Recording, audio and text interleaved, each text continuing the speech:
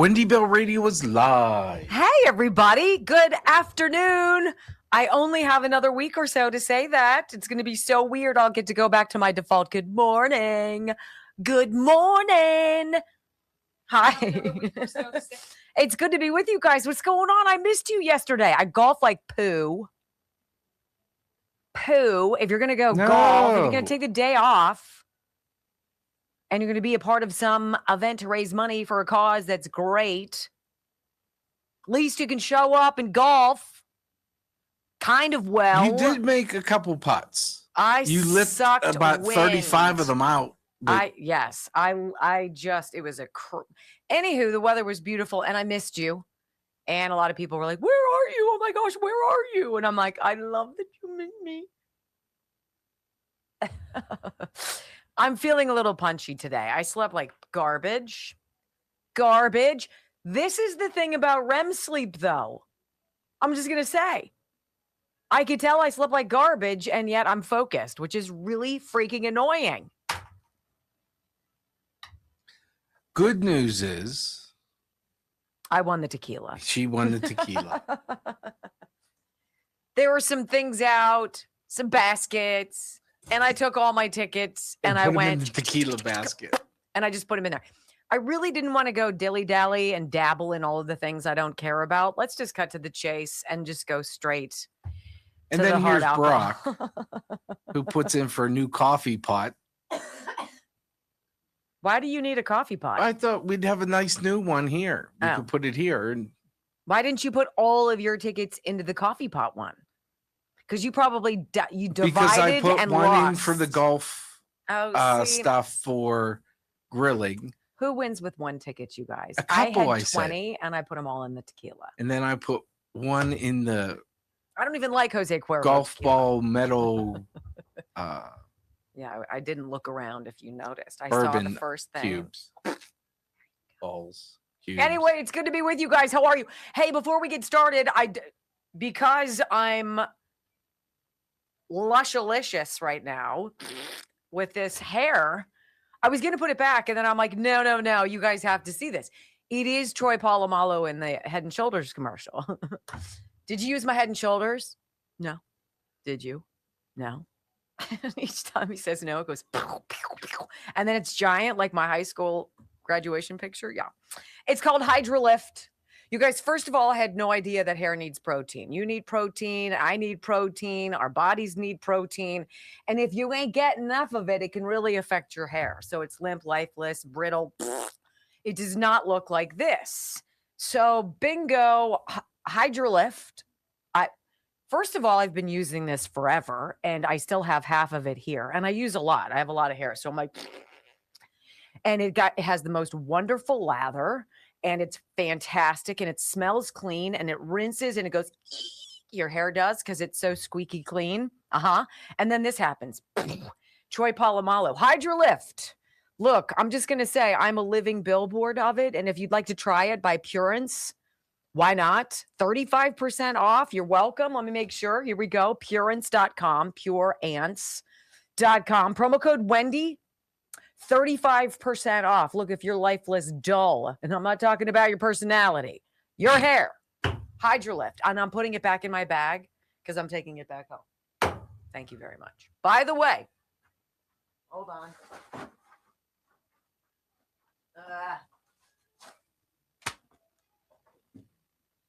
I went to the P.O. box. Sorry, I knocked my headsets out. Here we go. I'm going to tell you more about this. I have to remember who it was who sent it to me. Look at that. Oh, wow. Too bad allegiance is misspelled. Just kidding. That's why people hate me. Anyway, there we go. Is that beautiful? Is that beautiful? A stitched, like cross stitch, Pledge of Allegiance. I used to do that when I was a kid. I loved cross stitch. I took them home. My mom had 2 of them in the laundry room, and I asked my dad if I could take them home. Little things. So cute. Thank you so much. I'll find out. I'll have to remember because the cards are with different things. I really wasn't trying to fudge that out, but it feels like I did. Anyway, hi. Give me a comment. Say something fabulous about us. Let's go. Comment. Let's get this bad boy going. I haven't even logged in yet. Gee whiz. Right? I have to admit, I'm discombobulated today. Shocker. I know. You guys shocked? How about this thumbnail? Absolute coward. Go, Demanda. What? She just made the yellow lettering. Oh, go, Brock. Wow. Okay, whatever. Wow. I'm just saying. All right. Bongino had like, what did he have for views? 32,000. What does he normally have? 80, 70, 50? A lot. So let's see where we are. We are breaking the internet at 2,131. There we go. 4, 3, 2, 1. Welcome to your daily dose of facts to fight off the liberal gaslighting. You can be in the middle of a hurricane, You have sanctuary in the city of Chicago. or you can be on a calm day. North is still north. You could be in a thunderstorm. I am angry. We are not going back. Not ever. North is still north. People can yell at you. The hell with the Supreme Court. We will defy them. North is still north. It doesn't change fundamental things. And in this business, right is still right, even if you stand by yourself. We don't get fooled again. No. Live across the fruited plain and from sea to shining sea, we're converting the Marxist left 1 hour at a time on the Wendy Bell radio program.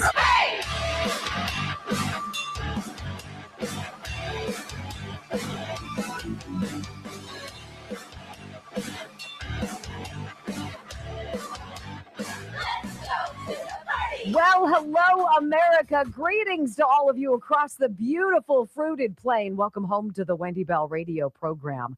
Okay, admit it. You missed us yesterday, right? Come on, just admit it. Because I know you did. I know you missed truth. I know you missed honesty, common sense, conservative values. I had to give Brock a day off so he could go golfing, blah, blah, blah. You know how it goes, ladies and gentlemen. But we're back. We're ready to rock and roll. We got a busy week and a busy show today. We've got to talk about some Aaron Rodgers taking his bread, soaking up the gravy that he never wanted to have, but he has it today, my friends. WendyBellRadio.com. Follow along the live video stream. I'm delighted you're here. Thank you for this opportunity to talk to you and welcome home.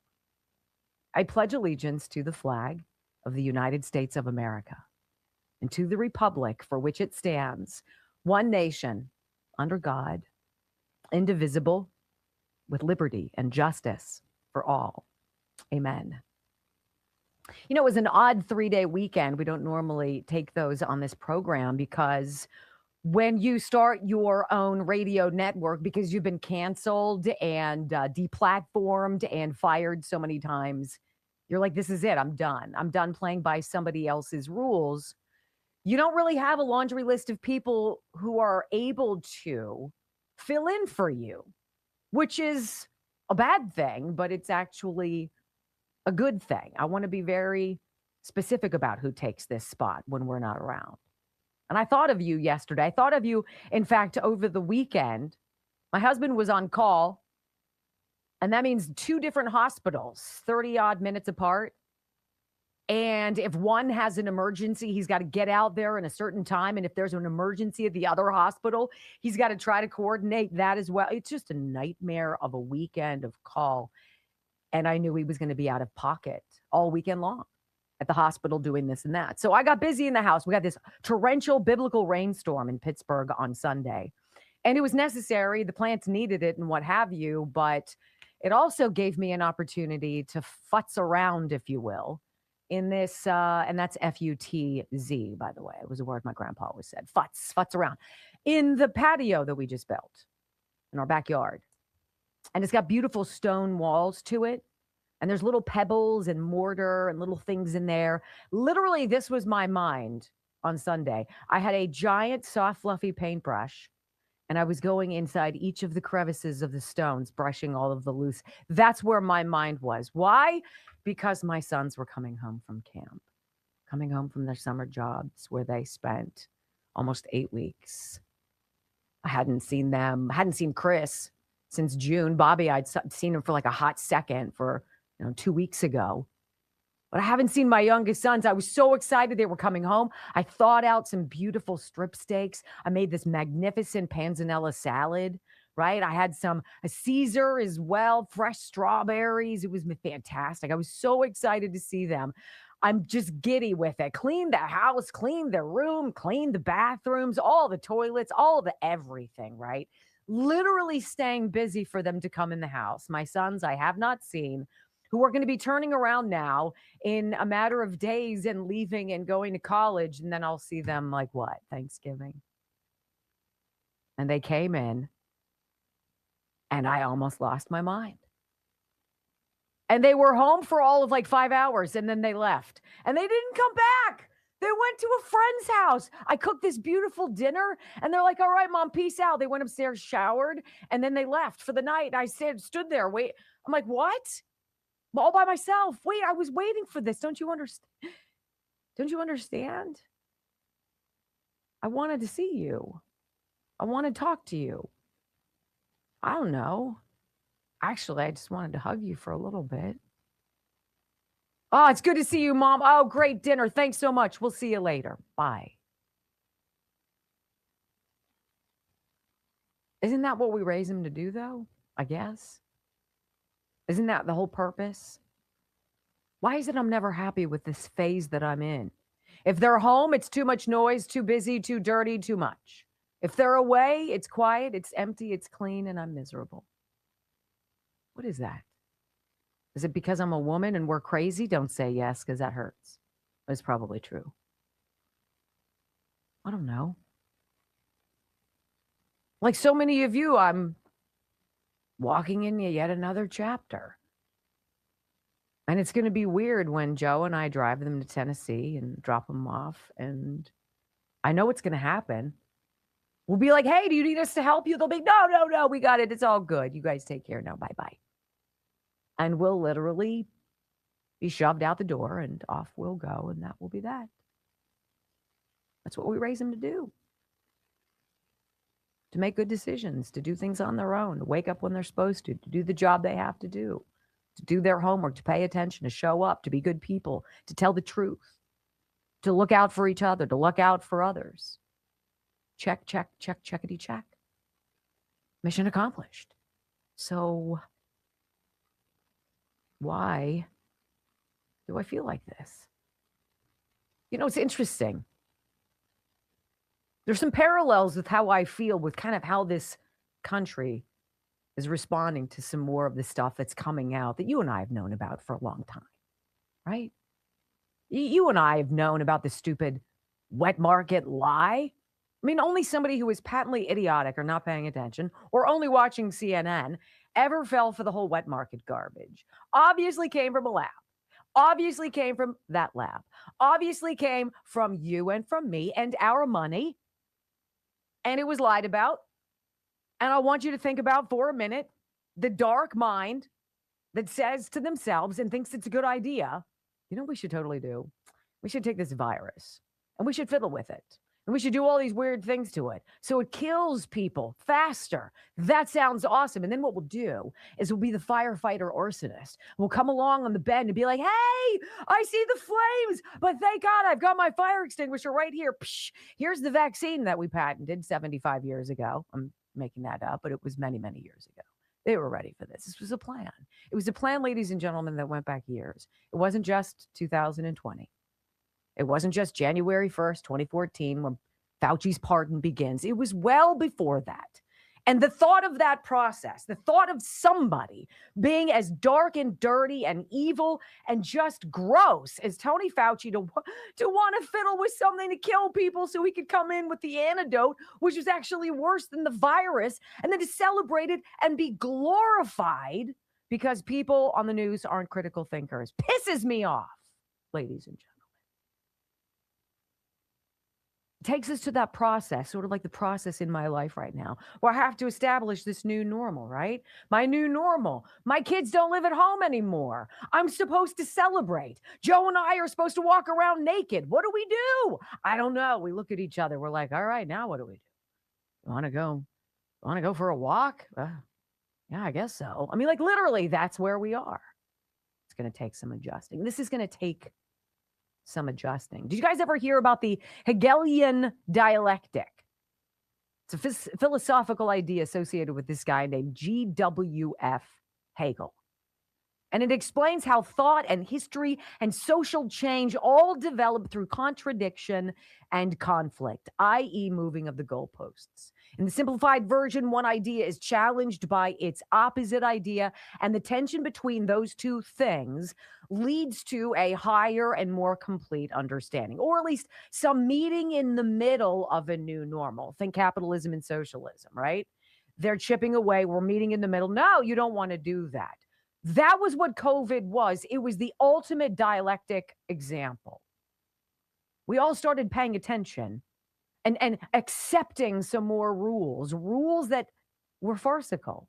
Stand 6 feet away, wear a mask, wear 2 masks, wear a wet mask, wear, rubber gloves, don't go near people, make sure you make sure your Thanksgiving guests are negative. All these things for a lot of people became normal. I'm sorry, you guys. It's not normal any more than socialism/communism is normal in this country, any more than it's normal for one man, Tony Fauci, back in the early 2000s, to be concocting some disgusting strategy that he spent the better part of 25 years executing.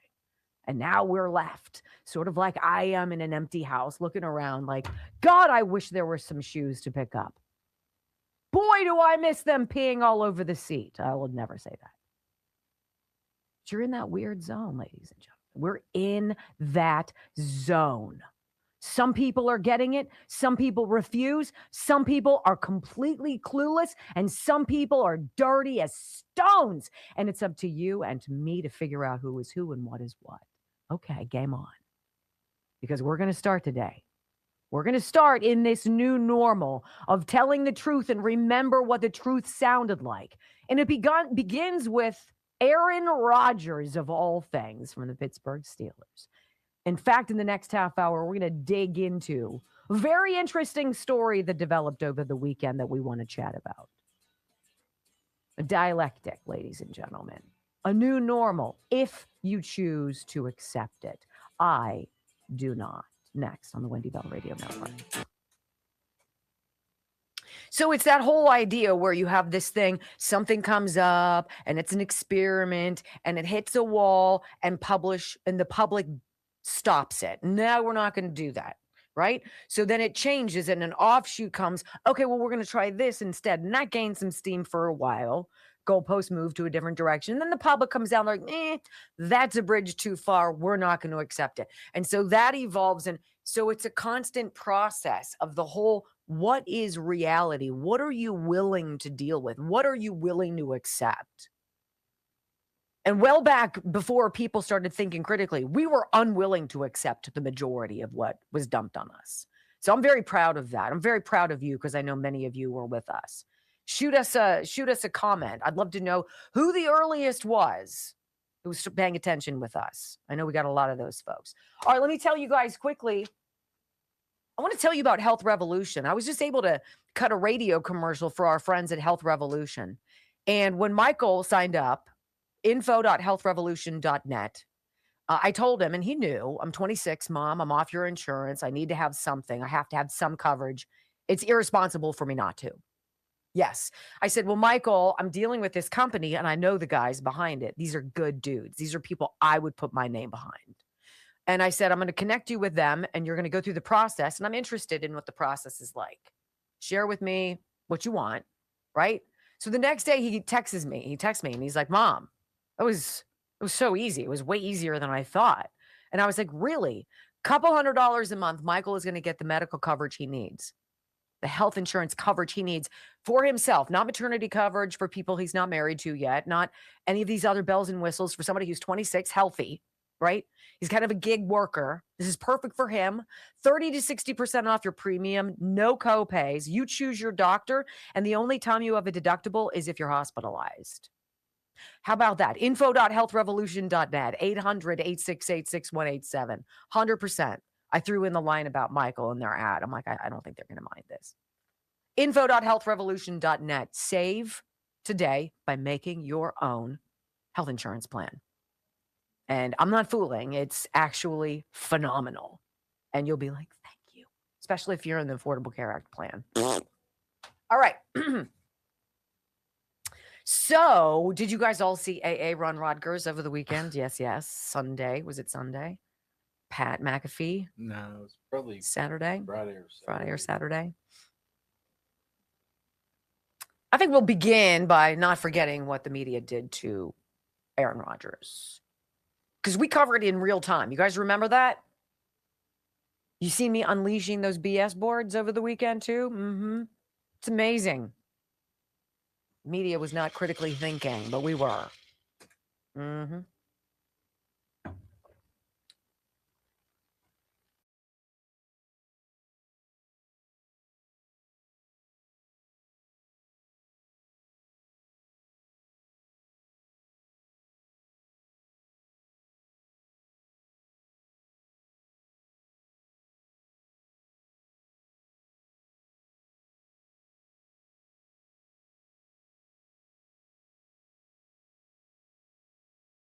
Rodgers, I knew he was a phenomenal talent. I know he had a great deal of success in Green Bay. And I know that my family was excited when he became a Pittsburgh Steeler. But my knowledge of Aaron Rodgers has very little to do with football and everything to do with how he lived his life during COVID. And you guys remember the story if you were with us. We covered the basic shaming.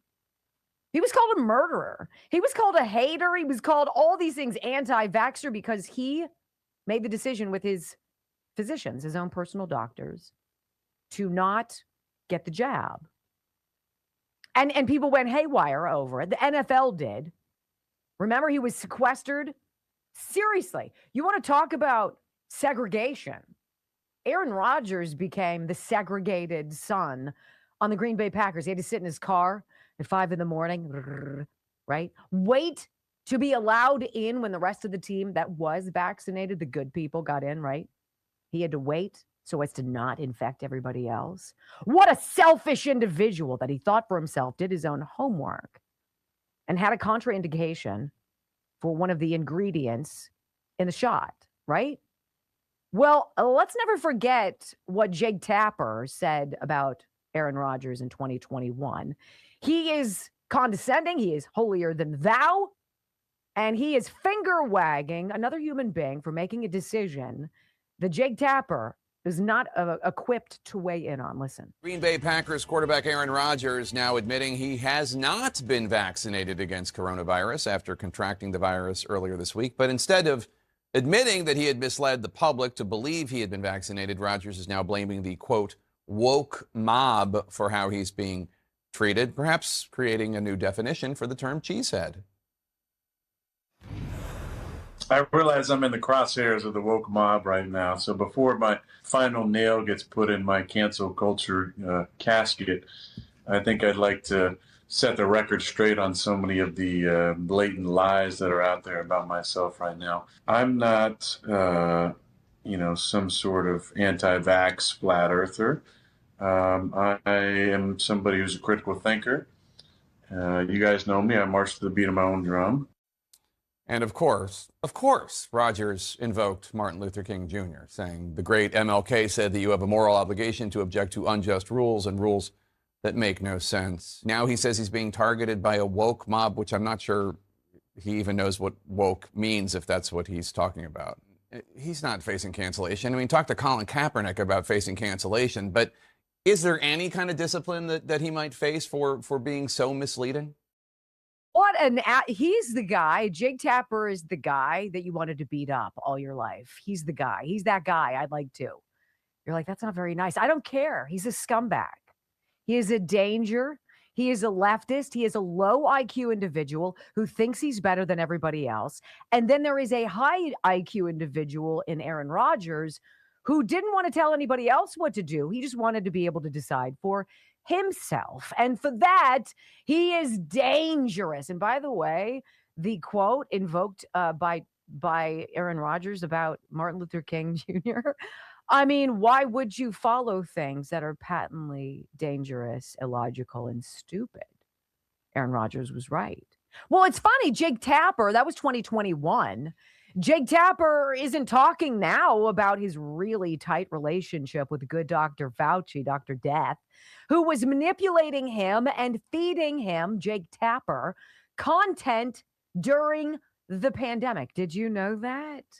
That while you were being told to test your family members for COVID in the garage at Thanksgiving and wait for the all clear to come through before they were allowed to come in and take off their coats and shoes and warm up by the fire, that Fauci was having meals, dinner at what's his face, Jake Tapper's house, yucking it up, sharing certain things that Jake should be saying, pushing back against the Trump officials who were trying to tap the brakes on the panic that Fauci wanted everybody to feel so he could be shielded from any kind of personal culpability. Let's make no mistake. Fauci's 100% guilty. So is Ralph Barrick at the University of North Carolina, Chapel Hill. We'll get into that more. So let's talk about something here. Fauci's diary. This is an article from Fox News. Fauci's closest media ally appeared to have been CNN anchor Jake Tapper, who was mentioned 41 times in the eyebrow-raising diary. According to it, Tapper texted Fauci to mock rival cable news hosts and other doctors. Oh, like he went to Harvard or something like that, Dartmouth, whatever the hell he was. On one occasion, Tapper called to check in on Fauci after an appearance on his show, irked Trump supporters. Jake wanted to make sure the interview did not cause me any problems, Fauci wrote on April 13th, 2020. In July 2020, Fauci gushed that he was forming a friendship with Jake, had dinner over at Jake Tapper and Jen Tapper's home in D.C. Terrific couple. Friendship building, Fauci wrote, according to the diary. It's pathological. It's gross. Later that month, Fauci wrote that he gave Jake some questions to ask pediatrician Brett Giroir during an interview on CNN State of the Union. But Tapper would later express frustration, waking Fauci up in the process. Tapper woke me up at 11:23 a.m. I'd only gone to bed. He was furious at POTUS for tweeting about the fact that Jake severely questioned Brett Giroir on the State of the Union CNN show today. Jake was really pissed at the craziness of it all. And he goes on how he fed him lines to skewer people in the administration. Jake Tapper, who can't think for himself. Aaron Rodgers, who could. Who comes out on top of this one smelling like roses.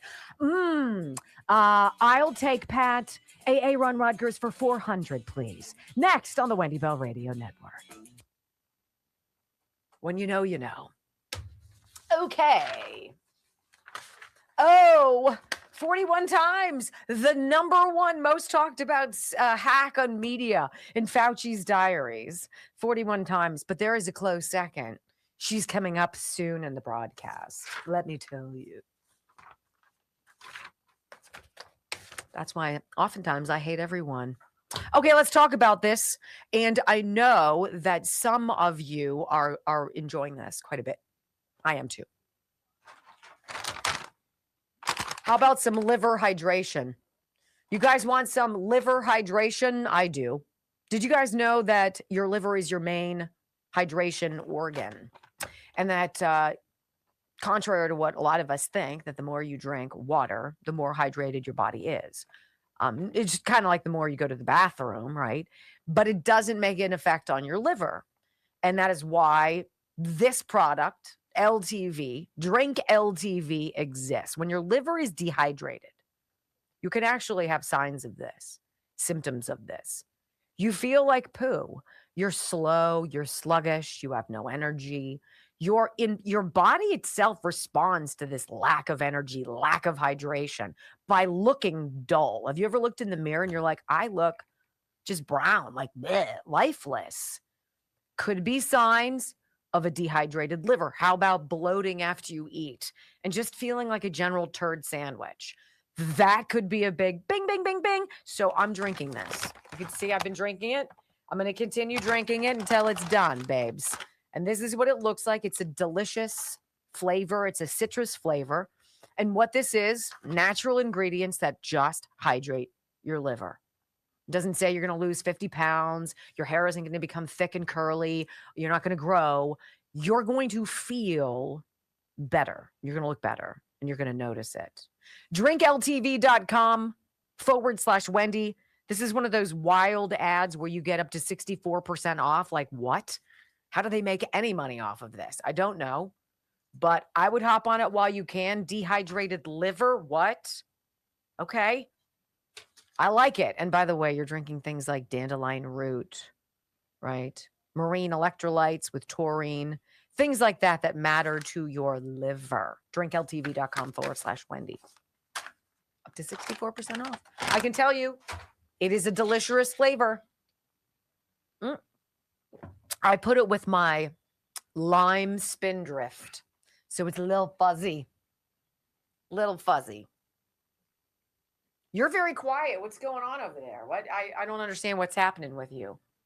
You've been absolutely silent. What's happening? Nothing. Okay. Well, you were talking. Okay. I wasn't going to poo on your sandwich. Wow. Okay.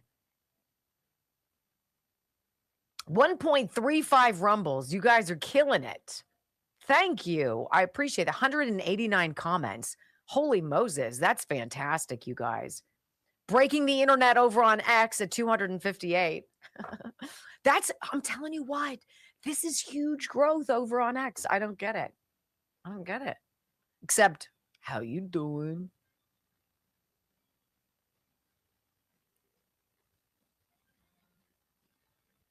This Aaron Rodgers story is. He's not. I kind of agree with him. He's not giving the quote unquote grace. It's. I'm gonna say You effing skewered me and dragged me through the mud.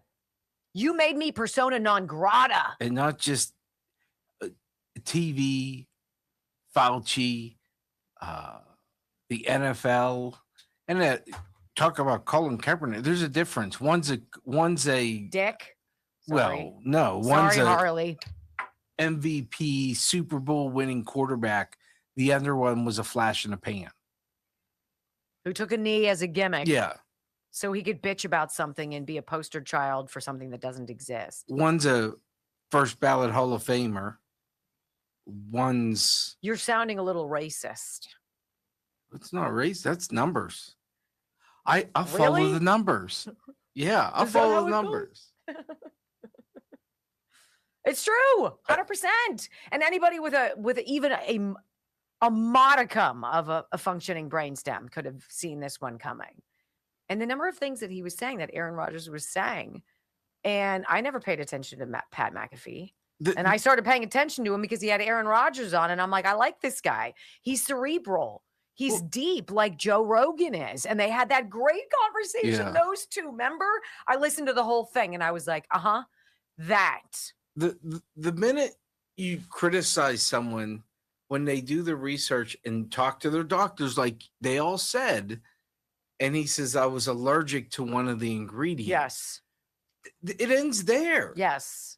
You know, we were golfing yesterday. My friend carries an EpiPen on the damn golf course. Yeah. Like, how's that any different?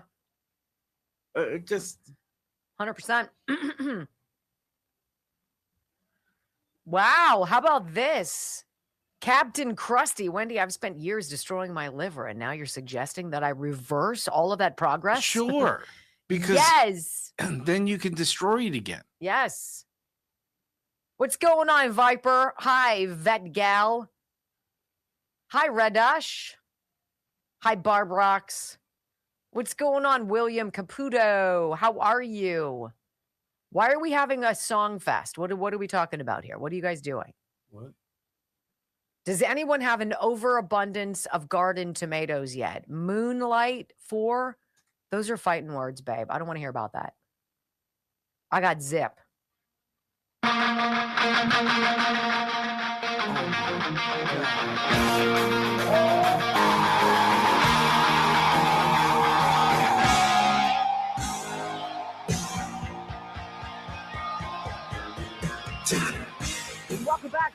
Bell radio program.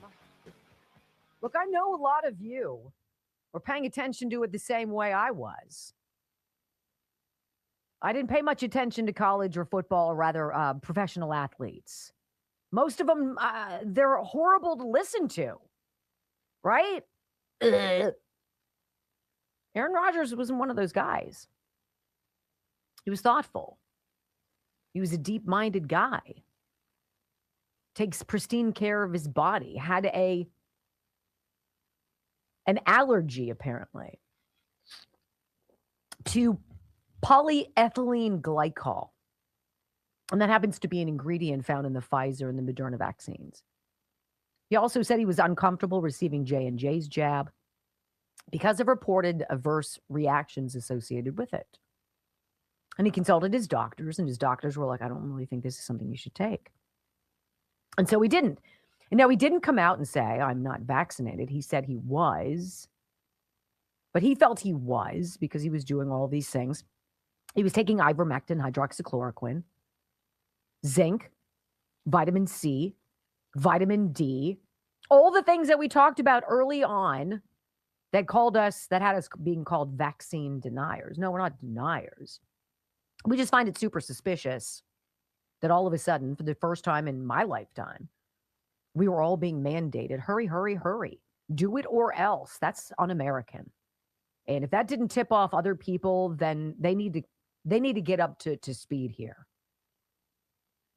And Aaron Rodgers spoke weekly, sometimes a couple times a week, with Pat McAfee on his ESPN show. And we caught a lot of them. And I learned a lot, and I really grew to resent all of the bandwagon, small-brained individuals who, instead of thinking critically or doing any modicum of their own research, bandwagoned, piled on, put on your mask, get your vaccine, stay away from me, and then just went haywire on him. And he was called terrible names, Aaron Rodgers was. And he spoke about Fauci, and he spoke out about all of this stuff. And he was a rare truth teller.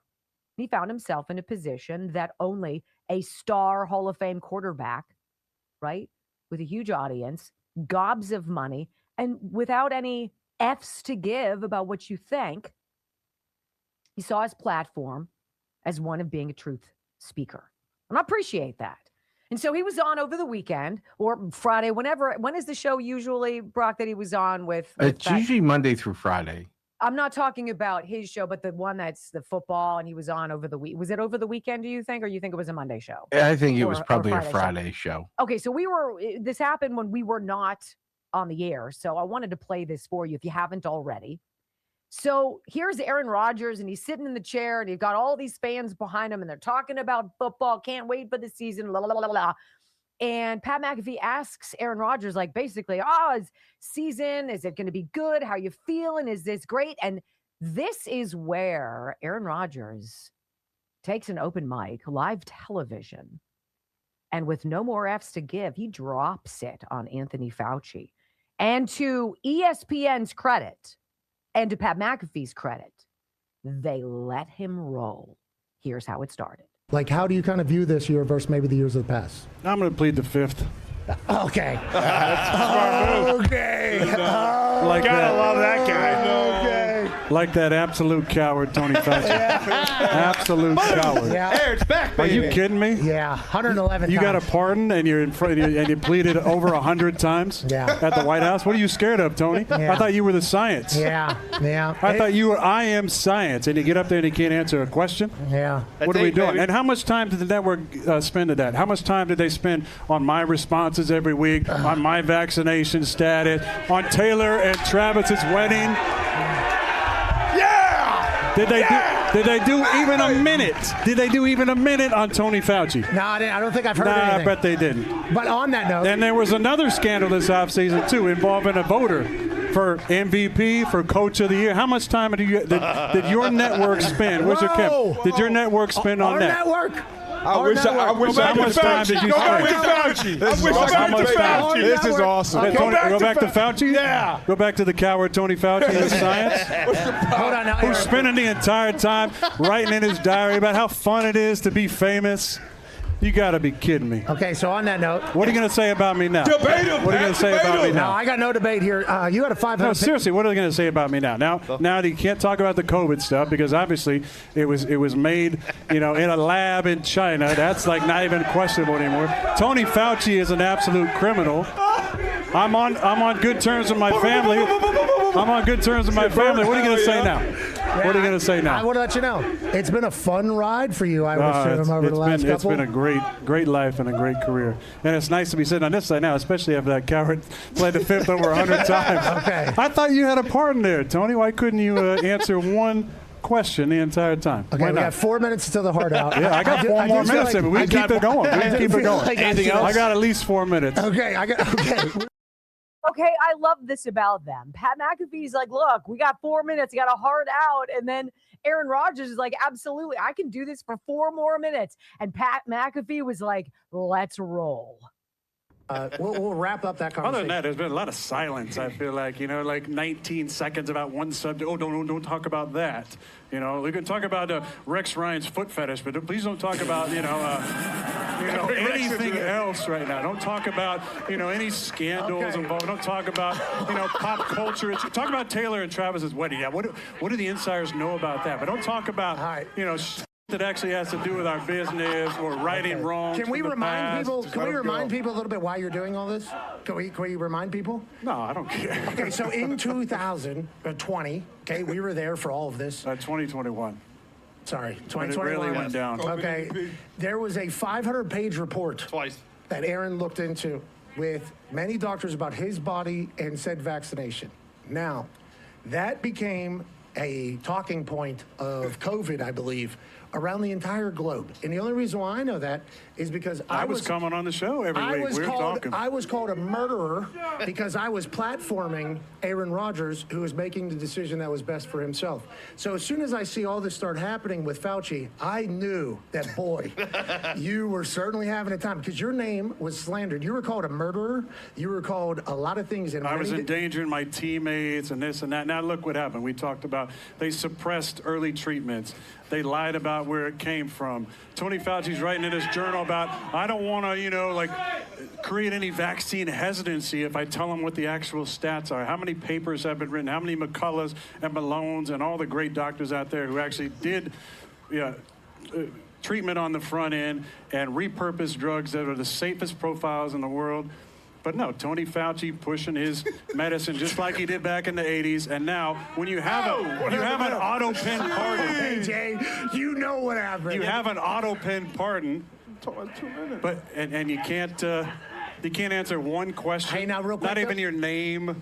Come on, what are we doing? Can we do this real and how quick? much time did the network spend on that? Hey, can we do something for you real quick? How much time? Hey, can we do something for you real quick? Yeah. Hey, way to stand on your truth throughout the entirety of that thing. Oh, honestly. I feel great about it. Congratulations. Yeah, you should. I feel great about it. Congratulations. I told you I'd be on the right side of history when I had that mustache that we were in New York. You guys, that's almost full circle. Do you know how rare that is in life to have full circle?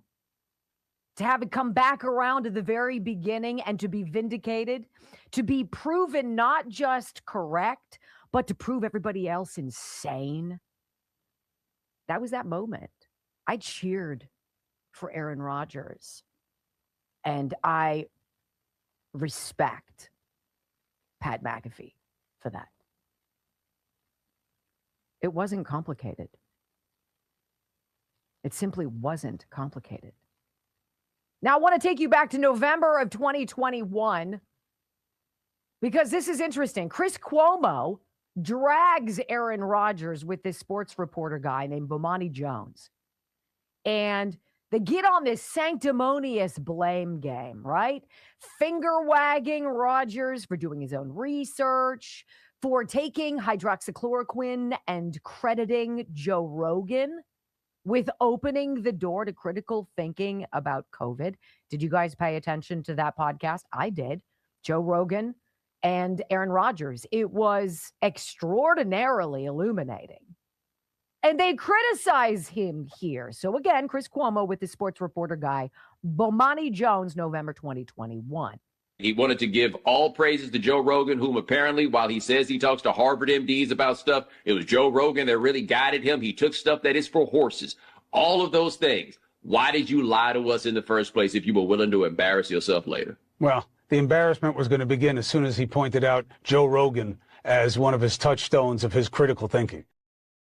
Chris Cuomo, you are so off-putting in everything you do. I find you to be as unappealing a man as there has ever been. Period. You are just a gross, despicable human being. Because, 3.5 years later, almost to the date, here's Chris Cuomo on the Patrick Bet David podcast with a little bit of an admission.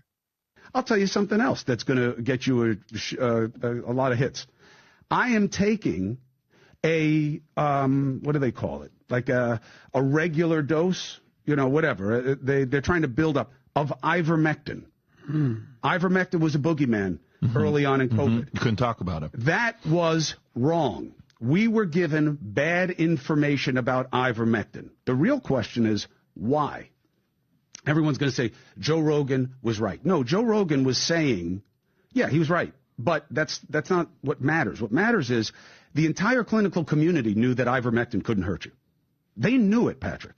I know they knew it. How do I know? Because now I'm doing nothing but talking to these clinicians who at the time were overwhelmed by COVID, and they weren't saying anything. Not that they were hiding anything, but it's cheap, it's not owned by anybody, and it's used as an antimicrobial, antiviral in all of these different ways and has been for a long time. For malaria for over almost 20 years. Yeah. So, and my doctor, who is now my doctor, was using it during COVID on her family and on patients, and it was working for them. So they were wrong to play scared on that. Didn't know that at the time. Know it now. Admit it now. Reporting on it now. What a turd. Did you like that sleight of hand? I didn't think critically. When Joe Rogan said, and Aaron Rodgers said, they were trying a mix of ivermectin and hydroxychloroquine, along with other treatments, including monoclonal antibodies, zinc, vitamin C, and vitamin D. Chris Cuomo finger-wagged them in 2021 and said they were stupid. The embarrassment is going to begin. Well, that didn't age well, Chris, you jerk. 3.5 years later. That's a critical thinker for you right there. That's the difference between hacks like Chris Cuomo and people like Aaron Rodgers. When we come back, he inspired a lot of people to start telling the truth. Rodgers did, or at least demanding it. I'm going to play a flashback of something I did that went viral. Let's see if you remember it next on the Wendy Bell Radio Network.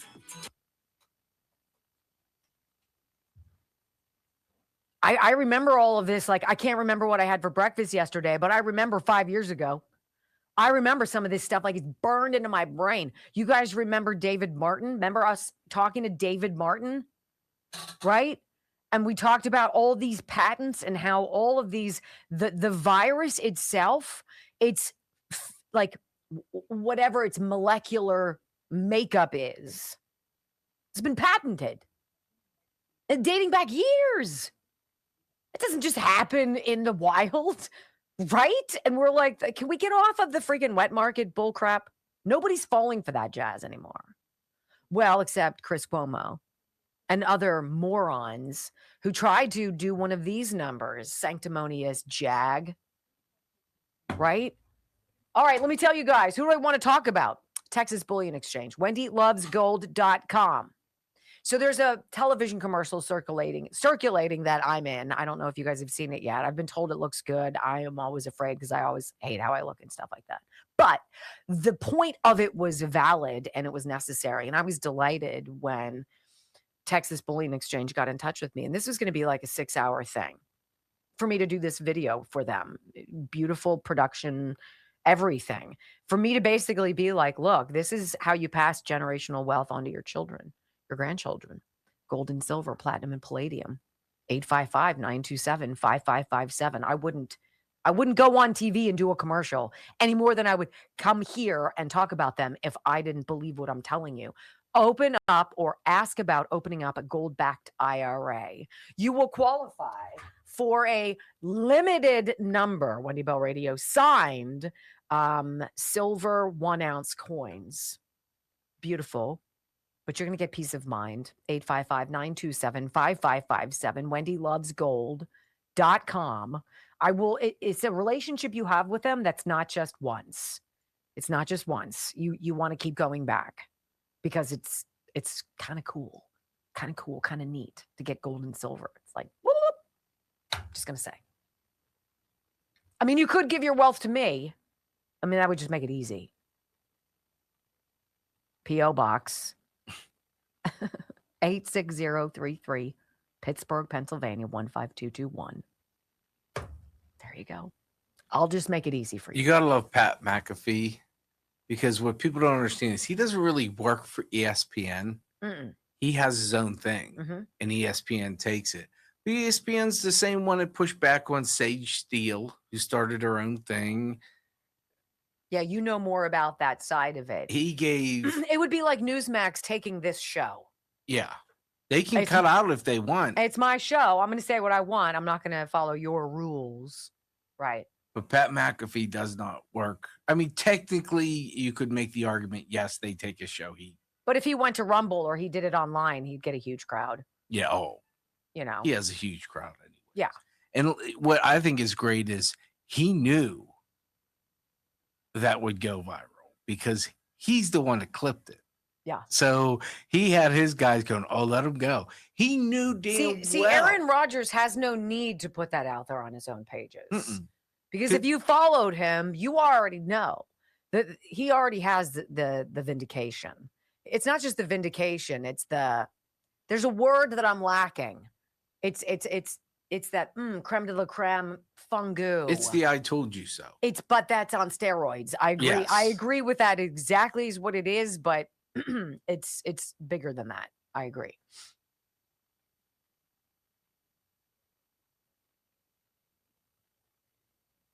When he and Joe Rogan started talking, that was a pivotal moment for a lot of young people.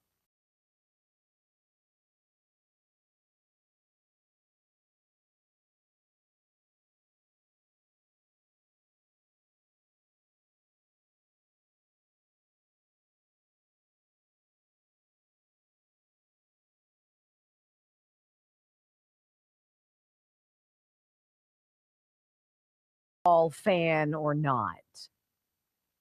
It's worth going back and reading some of the things that he has said. It's worth going back and finding that podcast with Joe Rogan.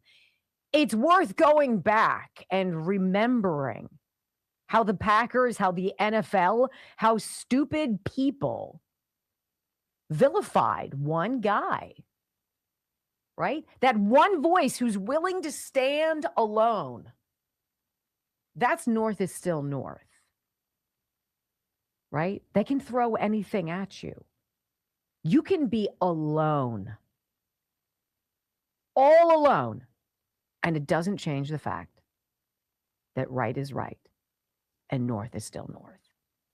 I, in my own professional career on television, have long said to my husband, I wish I could just be more middle of the road. I wish I could be more Melba. I tend to push envelopes and buttons because I become very frustrated by people who are either disingenuous, deceitful, or stupid. And the whole Lahaina fire thing when I was on Newsmax just didn't add up. And so I put something together and I thought for sure, Brock can attest, we put it out, I put it out there and I thought for sure they were going to cancel it and say, nope, you can't do that. Yeah, you sent it to me. I'm like, I don't know.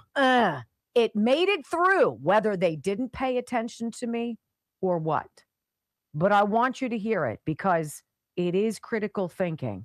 And by God, we need a hell of a lot more than this. Welcome back to Common Sense, everybody. I'm Wendy Bell. You know, it's stunning to monitor the media's lack of interest in the whole Maui story. I've been in this business for 30 years. I'm stunned, but I'm not surprised. The dots are connecting. And coincidence seems to be the story here, right? But the true story, the media knows it is not allowed to tell. but I can. Is it a coincidence that the Maui police chief is the same man who was in charge in Las Vegas during that massacre that killed 58 people? Is it a coincidence that the Maui property, owned by million and billionaires, it wasn't touched by the flames while homes of the locals all burned? Was it a coincidence that the flames traveled across hundreds of feet of pavement and crossed a 4-lane highway with emergency shoulders to jump into the ocean and then burn all the boats? Was it a coincidence that the largest system of outdoor emergency sirens in the world never made a sound as the fire devoured Lahaina? Was it a coincidence that at the same time, very same time, all the water was turned off? Was it a coincidence that police were ordered to block off streets and to funnel all the cars trying to escape onto one road where that firestorm incinerated entire families? How about the coincidence that the governor of Hawaii, Josh Green, just weeks before that inferno, signed a pledge to the UN's 2030 Agenda of Sustainable Development, pledging to eliminate emissions? Weird. And think about this coincidence. That governor also signed an emergency proclamation on July 17th, 3 weeks before the fire, about housing of all things, and suspended 7 state statutes protecting historic preservation laws, removing all of the red tape when it comes to building infrastructure. Coincidentally, that emergency proclamation also suspends previous building laws and gives the governor some magic wand power to appoint a housing czar to rule on the island's redevelopment. Is it a coincidence that the government put up a black fence around Lahaina, or that the FAA grounded all drones from flying over the affected areas? Is it a coincidence that since at least 2011, there have been plans to make Maui the first smart city run by 100% renewable energy, and that coincidentally, 2 of the 3 largest landowners on Maui are BlackRock and the U.S. government, and that both are part of the UN's agenda? It must be a coincidence, then, that the locals whose homes did not burn are now being evicted from their property. And, of course, a total coincidence that all the fact checkers who are checking these facts, who say everything I just told you is just a coincidence, are also owned and run by BlackRock. Thank goodness none of these coincidences is connected. I'm Wendy Bell. I'll see you next time for more Common Sense. Now, I thought that was important. I got 0 feedback from Newsmax. I got flooded by the public. Thank you for telling the truth. Oh my gosh, can't believe you did that. Why, holy cow, that is so huge. And I remember how many different times on my closing monologue, Brock, did I tell you, why can't I just stop pushing the freaking envelope? I had to. How many times did they make you rewrite? A ton. But it's almost like I had to put up my little trial Chinese spy balloon. How far am I willing to go? How far are they willing to let me go to tell the truth? There should be no roadblocks to that, ladies and gentlemen. When we come back on the Wendy Bell radio program, the constitutional question, does a presidential pardon cover any suspected crime by a person within a specified period, even if it does not specify what crime? What next? I was just crazy. I was just hungry for somebody to just tell the truth. I had a whole thing on Hitachi. And all of these places around the world where there was a devastating fire that wiped out a very specific part of it. And Hitachi was involved in new, energy efficient building plans and all of these things. Like the common link among all of these locales was Hitachi. And I'm like, I think it's interesting. And they're like, you can't talk about that. And I was like, but it's right here. I mean, I can prove it. It's right. We don't want to do that. Oh, okay. I remember Okay. getting calls saying, can you, because a lot of times you'd read me your script. You'd say, what do you think? Or I'd send it to you. I usually wouldn't read it to you, but I'd send it to you. Right. I'd be like, is this beyond the pale? How many times did I get a phone call on Tuesday night? Can you believe I'm not allowed to do that? And I'm like, And that's where we always say, yeah, they're sandbox. Yeah. Because you guys, That's a what lot I of you, said all some the of you time. come over, I don't want to say a lot, because you were watching it on N2. And they're like, every time you start talking about something, they cut you. Anything that was COVID, anything with the jab. Anything racial. Yes. Can't talk about race. Well, they're burning shit down in Minneapolis right now. And I can tell you it's interesting. Nope. Off limits. And I was like, Ukraine. And they did not like talking about Ukraine. I was but every single week I had to push the envelope. I had to gauge. It's like wearing masks. It was like, you have to see how far they're willing to let you go before, right? And I was gauging like the health of television, and it's just not healthy. I think you said it best that you got no feedback from them. I don't think Newsmax has ever gone viral on social media. These ones, that one, here it is. That's been showing up in my feed again. That's gone through the millions, dozens of times. One guy put up not the whole clip, but he's like, this woman risked her life for the truth.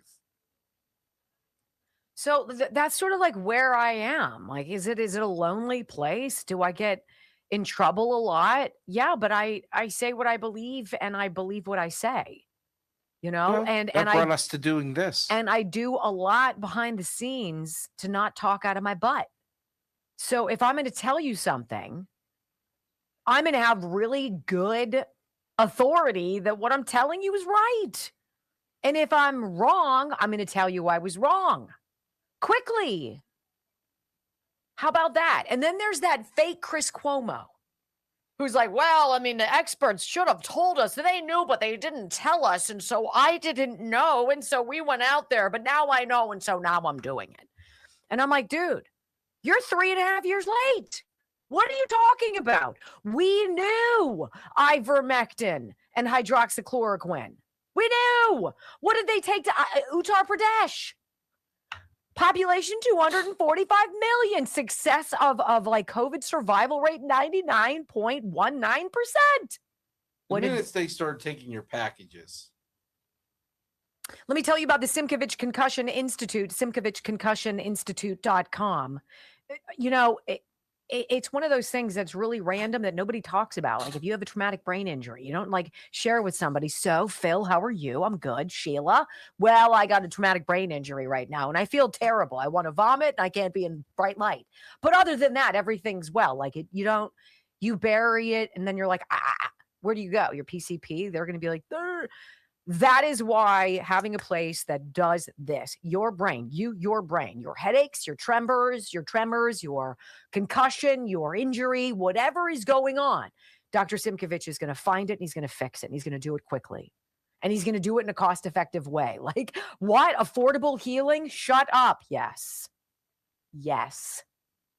412-366-3700. Yes. All day. Every day. Yes. SimkovichConcussionInstitute.com. Get healed. Plus, you come to Pittsburgh and then you can go to Stinky's. Like, I mean, what more do you need? Come on, people. I need Chef IQ to come back because Froggy wrote me one fantastic of a review. I don't know why I just said Was it about the ice maker? No, but I got to get one. 4,500 people. That is exciting. Thank you for being here. Thank you. I'm going to refresh and see what's going on. It's about the oven. We have 262. No, it was the thermometer. It was the Chef IQ Sense. 262 comments. Hello, Demanda. Hi, Tread State. Jay. Hi, Stag. Sorry. I don't have my glasses on. That would be easy for me to put it on. Nick Shirley just added Lindsey Graham as number 231 on the Clinton body bag list. Wow. Huh. That's a deep drop there, Stag. I'm going to have to go back and read what you wrote. Hi, Darius. Hi, Sherry. Hi, H. Berman. What's going on? Spar. Be careful what you see on social media about Nick Shirley. Because a lot of times people put, oh, Nick Shirley said this. And then Nick Shirley will respond, no, I didn't. Yeah, I don't. So, I don't know. Or ask Rock, did Nick Shirley say this? Hey, school if it's good. Thank you. Plano, Texas. Wendy and Brock missed you. Thank you. Ireland Contracting, you guys. Home exterior renovation. My contractors, wonderful roofers. We had torrential biblical Sunday. I wasn't worried a bit. Peace of mind is what you get when you call 1-800-NEW-ROOF or you go to IrelandContracting.com. They do the job. They do the job right the first time. And you want to keep them in your Rolodex because you want them back. That's the story. Pittsburgh's own Ireland Contracting. 1-800-NEW-ROOF, IrelandContracting.com. Get an estimate at least to see if the person that you think you're going to choose is going to do a good job. Check with Ireland Contracting. 1-800-NEW-ROOF. Love them. Hey, Rusty, retired relic. Hi, Bill Fred. Good to see you, babe. It's good to see all of you. Todd Schooneman, L. Hart. Hi, babe. 1955, mother of 9. That just pains me to think about that. But hold on. 3, 2, 1. Wendy Bell, America's anchor mom, fighting for America 1 hour at a time. Welcome to the family. Well, if I become a punching bag, I'm a punching bag, but I am very happy to testify before any Congressional Oversight Committee. On the advice of counsel, I respectfully decline to answer based upon my rights under the Fifth Amendment to the Constitution. I have nothing to hide. I can explain and validate everything that I've done. So on the advice of counsel, I respectfully decline to answer based upon my rights under the Fifth Amendment to the Constitution. You know, it's going to be inconvenient, but I'm going to do what I need to do, and that is, on the advice of counsel, I respectfully decline to answer based upon my rights under the Fifth Amendment to the Constitution. Cooperate fully, because we have nothing to hide at all. On the advice of counsel, I respectfully decline to answer based upon my rights under the Fifth Amendment to the Constitution. 3 hours of bold truth and excellence. You've just signed up for the WBR Army. Strap in. This is the Wendy Bell radio program.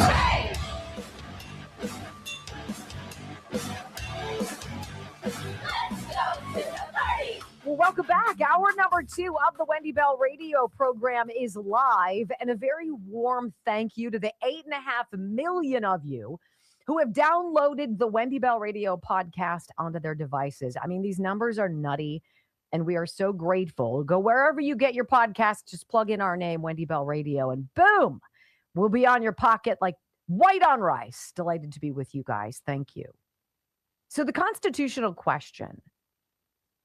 I think everybody with common sense saw the parameters of Fauci's auto pen pardon and knew, obviously, that he's just a disgusting human being. I don't know how much else you can deduce from a 10-year window, basically absolving you, exonerating you from any culpability of any crime that you may have committed, or willingly or unwillingly. It's such a blanket. It's so preposterous, and only somebody who's truly dark would need one that goes back to the first day of January of 2014.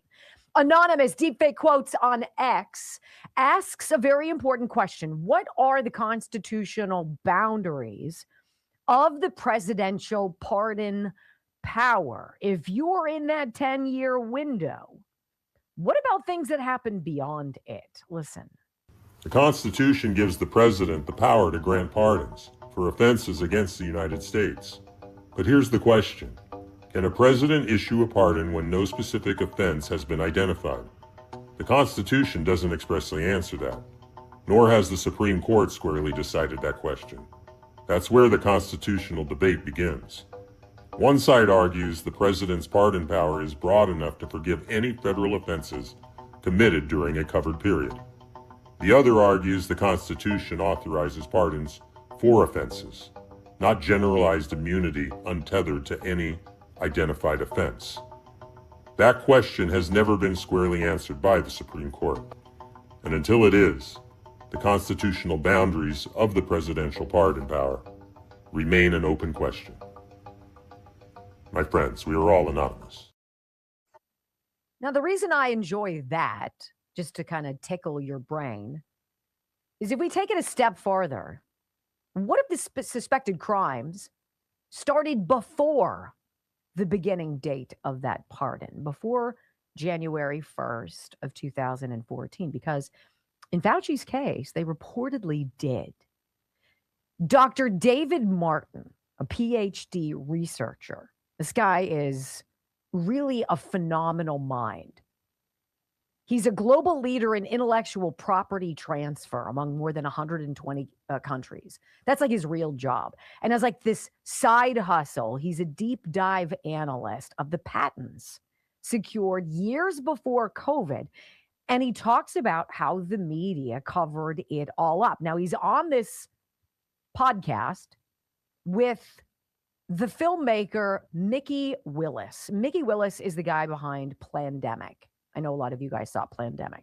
So you're going to hear Dr. David Martin. Now, David Martin, we had on the show in 2020, and he was phenomenal. He was talking about all of the various patents that were gotten, not just for this vaccine, the jab, the elixir, the gene scrambler, but for the actual virus itself. And these things go back decades, which kind of makes a novel coronavirus that just sort of spontaneously jumped from an animal to a human somewhere in Wuhan, China, seems so freaking stupid. This guy comes back on, David Martin comes back on this podcast, and he's like, look, I want to tell you that it's quite likely Fauci committed hardcore crimes related to this exonerable 10 years before 2014. Listen. Welcome, everyone. This is a special broadcast. Welcome, everyone. This is a special broadcast. I'm here with Dr. David Martin, who has been at the forefront of the global development and transfer of intellectual property and finance for more than 30 years in over 120 countries. His expertise as a medical school professor and researcher has placed him in a unique position of monitoring the bioweapons program around the world. In 2020, I chose Dr. David Martin as the key speaker in episode 2 of my Plandemic series. He did not disappoint, as he gave us a guided tour that followed the paper and patent trail right to the front door of the National Institute of Allergy and Infectious Disease and its director, Dr. Anthony Fauci. In light of the U.S. Senate committee hearing happening right now, Dr. Martin and I are reuniting to expose the very details the media is working very hard to keep hidden. I think it's a very important introduction. Now, this is where Dr. Martin says the Senate Homeland Security hearing and the auto pen pardon of Dr. Anthony Fauci are not what you think they are. Listen. It's wonderful to use this moment to remind people that the hearing that just took place, led by Senator Rand Paul, attended by Senator Johnson, Senator Hawley, and others, is a very interesting ongoing part of the cover-up, which many of us have been aware of since long before we were told about SARS-CoV-2 or COVID-19. And it's important at this moment in time to realize that the cover-up about the 2014, to be specific, the January 1st, 2014 immunity document that came out as part of Biden's pardon of Fauci, is itself a smokescreen. And it's critical that we understand that under the Patriot Act, and specifically under Section 802 of the Patriot Act and other components, including Section 2339, the statute of limitations for domestic terrorism resulting in the death of Americans has no statute of limitation. And in this particular case, precedes all of the 2014 pardon by several years. That is something that is very wild. There is no statute of limitations, Dr. Martin argues, for domestic terrorism that results in the death of Americans. And I'm not even so sure he's only specifically speaking about this SARS-CoV-2 virus. I think he's going back well beyond that, well before that. Fauci's fingerprints are all over some things that are pretty dark. Dr. Martin says the coronavirus story actually begins a dozen years before Tony Fauci's pardon ever began, January 1st of 2014. Listen. It's important for everybody to realize that beginning in 2002, And you heard the date correctly. In 2002, Anthony Fauci, together with Ralph Baric, made a modification of the coronavirus so that it would target human heart and human lung tissue. In 2005, they announced that they had what they called synthetic coronavirus as a, quote, biowarfare enabling technology. I don't know if that sounds like an innocent, kind of Sunday school picnic to you, but last time I checked, biowarfare enabling technology is a rather straightforward position. And then the smoking gun, which actually gives us the ability to show that it was an act of domestic terrorism, is actually a grant. And it's a grant that's referenced in the 2016 paper that said that SARS-CoV-2 was, and I quote, poised for human emergence from a model that was jointly developed by the University of North Carolina, Chapel Hill and by the Wuhan Institute of Virology using a thing called WIV1, the Wuhan Institute of Virology Virus 1. The grant number U19A 107810, which has Anthony Fauci and Ralph Baric's fingerprints all over it, began on September 29th, 2009, a full 5 years in advance of the pardon. And so what Dr. Martin is alleging is that this pardon doesn't go back far enough for Fauci to truly receive a pardon, exonerating him from alleged criminality and just utter grossness. You'd have to go back probably to the 1980s, ladies and gentlemen. You'd have to go back to HIV, AIDS. And honestly, who would be at all surprised if you found out that was manufactured in a lab and dropped on the gay community in a nefarious scientific experiment? Because what do you think we just all went through?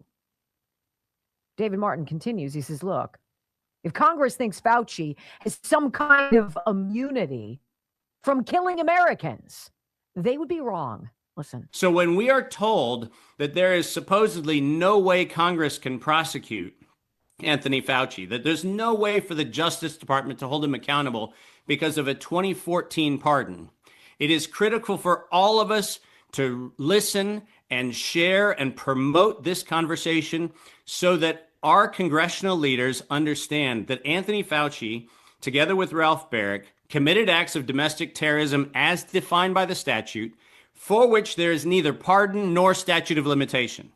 So the 85-year-old Dr. Anthony Fauci, Mr. Science, who pleads the fifth, still has a legal pathway to be held accountable for all of his actions that led to the death of millions of people around the world. Finally, Dr. David Martin says Tony Fauci's fingerprints have been all over viruses and health problems that simply didn't exist before he rolled onto the scene.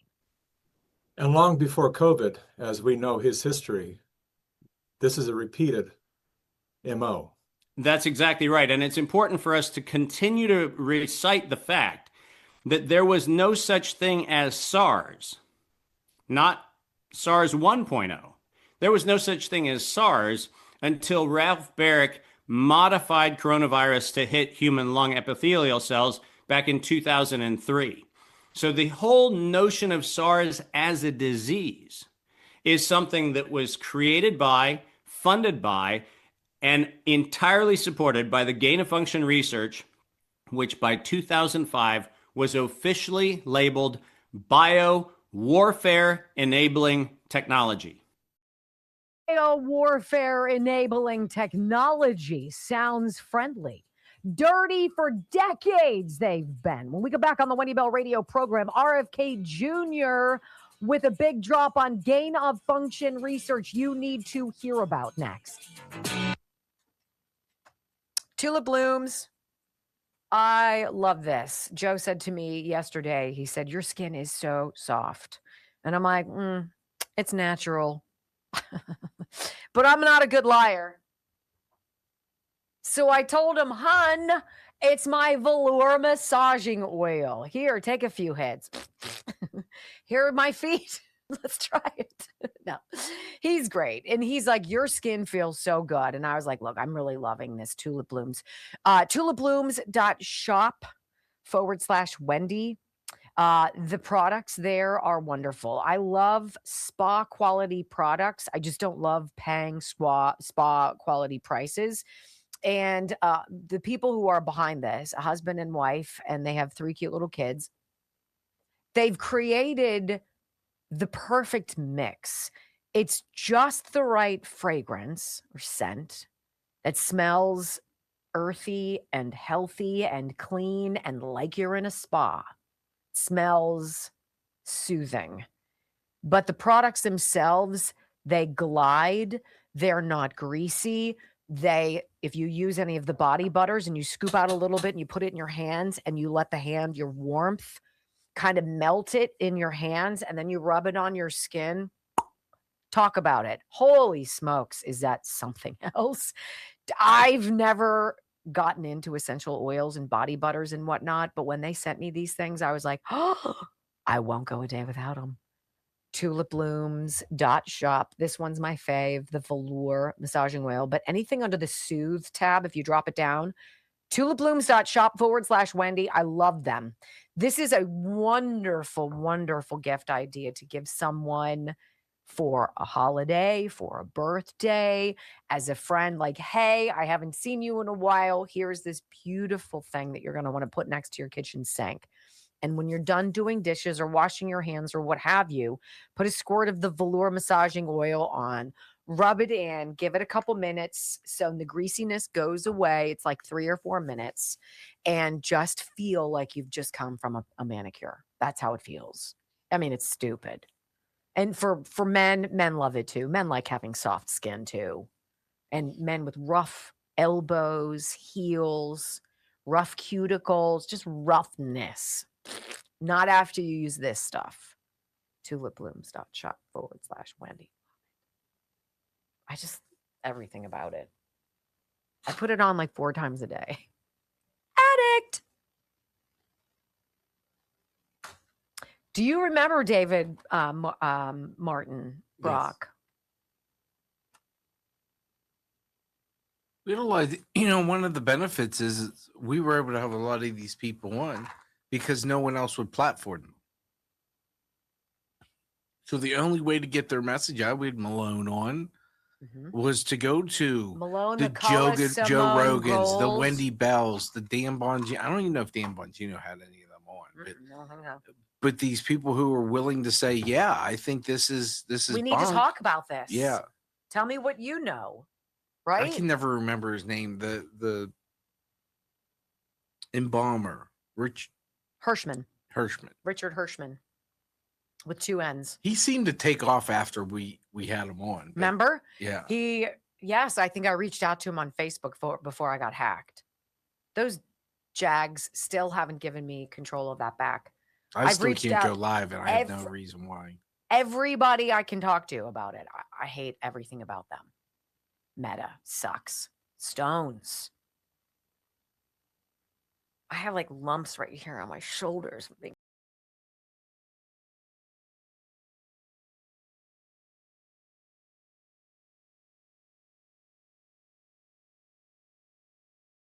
Well, welcome back to the Wendy Bell radio program. 5 years ago, guys, we were talking about this. 5 years we were talking about the patents. 5 years ago, we were saying this was not novel. This is not a new thing. They've been dickering with this thing for decades. Dr. Fauci himself, almost shivering, quivering, I should say, excited by the prospect of launching a pandemic. Because if it's just it has to be done if we're going to test our therapeutics. I mean, that's what it's all about. If your only idea is medicine and getting rich off of medicine because all you've done is gotten rich off of medicine, brought to you by Pfizer. I don't have any time for you. I have no trust in you, no faith in you. You're not a critical thinker. You're dark. Biowarfare enabling technology. That's what Fauci and Ralph Barrick at UNC Chapel Hill, who, by the way, were all in bed with Peter Daszak, EcoHealth Alliance. You know these names because you have been paying attention. Again, it's going to go back to my monologue, this idea, right? Some people aren't going to pick up on this.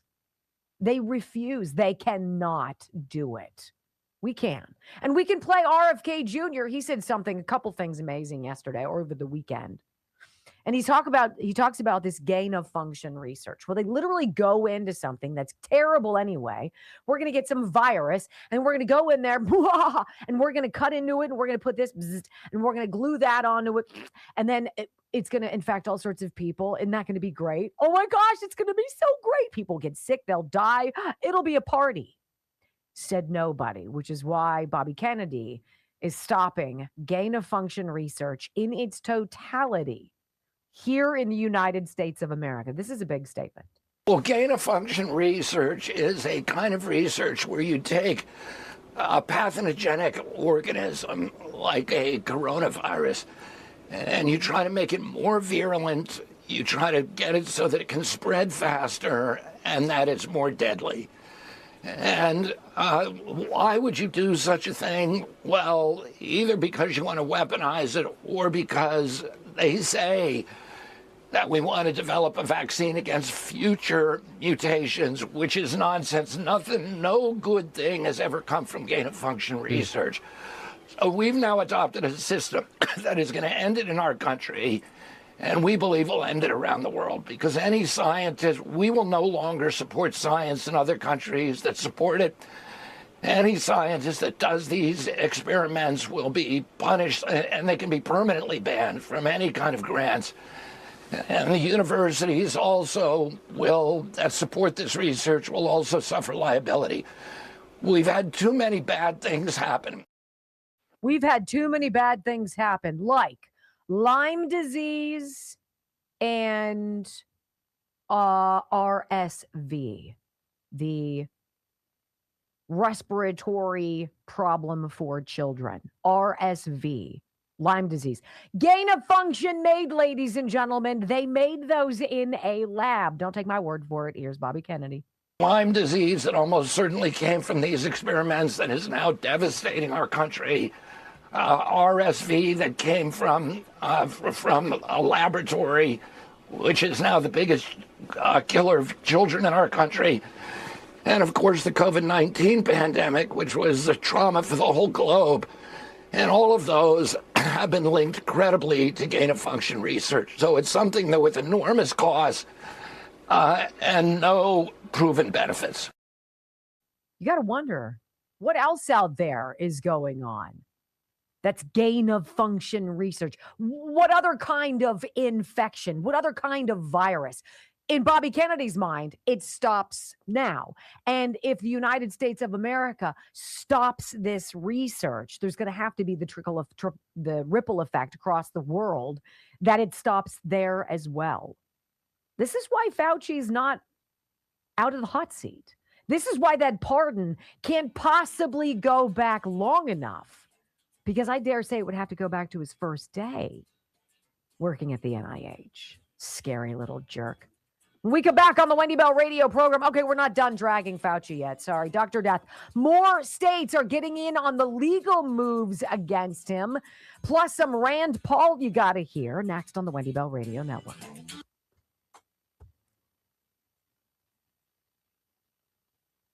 RSV. I've been in the emergency room with boy with RSV. Can't freaking breathe. Connected to oxygen for hours. Feels like garbage. You made that in a freaking lab to make my kids sick? If I could be in an elevator with Dr. Fauci, I think it would take everything I had to not assault him. That's probably a terrible thing to admit. Wouldn't you want to? Nobody's here. Oh. Just let me take him down to his knees. Like I could. Maybe I could. I think you could. He's 85. Wow. It's not really spoken like really a lot of confidence in my abilities. I mean, between him being 85 and you throat punching him. But his throat would be right at my fist level. It would be Well, hopefully I'll hurry up, run outside, put an out of order sign on the elevator, and you can push him down the stairs. Okay. Because at 85, a fall like that. Well, you could die because it's Tuesday, so that's good. All right. Oh, just, all right. One of the things that I will not give up taking is something that has really changed my life. And I don't say that lightly.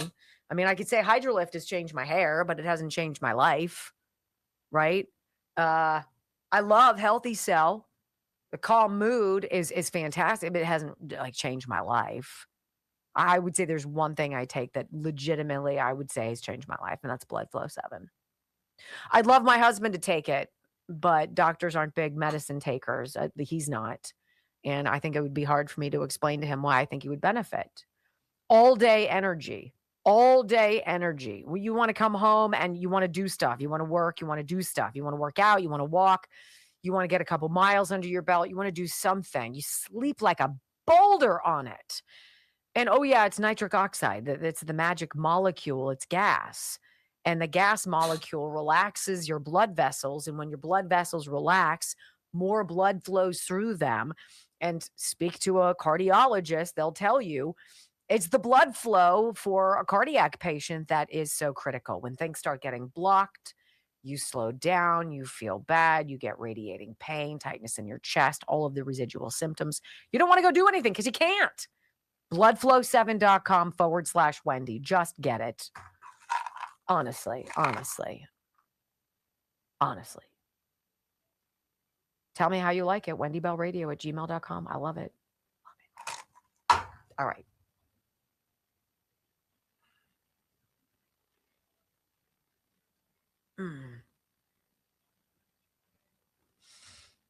Holy mackerel. How about my kids all gone? What's going to happen? God bless America. Makes me sad. Huh? Poor dog. What do you mean? He gonna have to put up with you all by himself. Wow. That's nice. Okay, I'll do you a favor. I'll come over and drink beer with you on your new patio. No, thanks. So you don't get No, we spend enough time together. lonely. Sorry. Well, you don't have to be out there. Oh, you just want to come and drink beer on my patio. Drink my beer on my patio. Right. Only thing it's missing is a bathroom. For women, guy can just go in the bushes. If I saw you peeing in my bushes, I would throat punch you and tackle you. You'd what? I would tackle you. It would be very friendly to do. What do I have going on here? Yeah, I mean, I just try to help and. All right, so I've been taking the GLP-1 Gold. I have been. You haven't been snacking?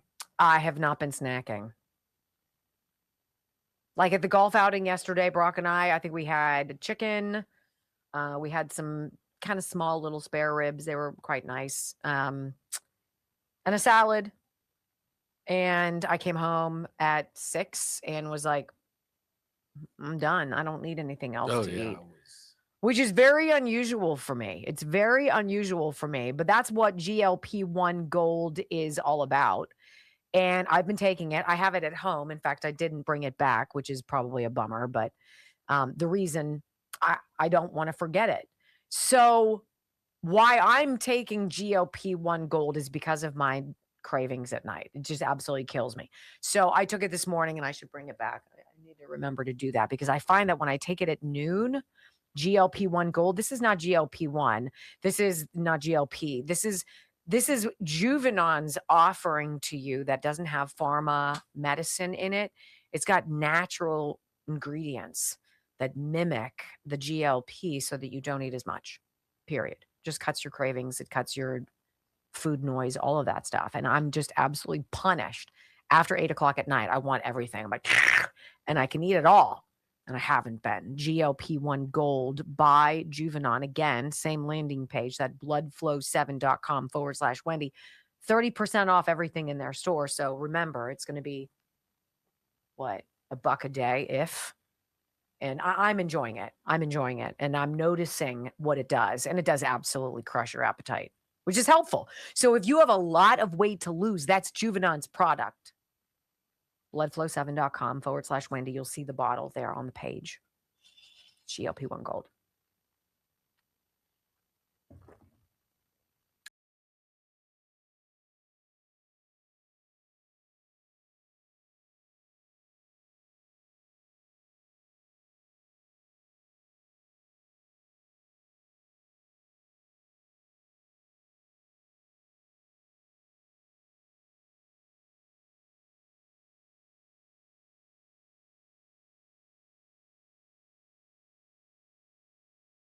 to the Wendy Bell radio program. Things heating up over Dr. Doom. More states getting in on the legal moves against Tony Fauci. Can you imagine how much this guy believed he was above getting caught? That he believed his own stardom. But I mean, he's gotten away with so much for so long. I mean, how many millionaires do you think Tony Fauci has created beyond himself? A ton. And he held the keys to the castle. He held all of the grant money.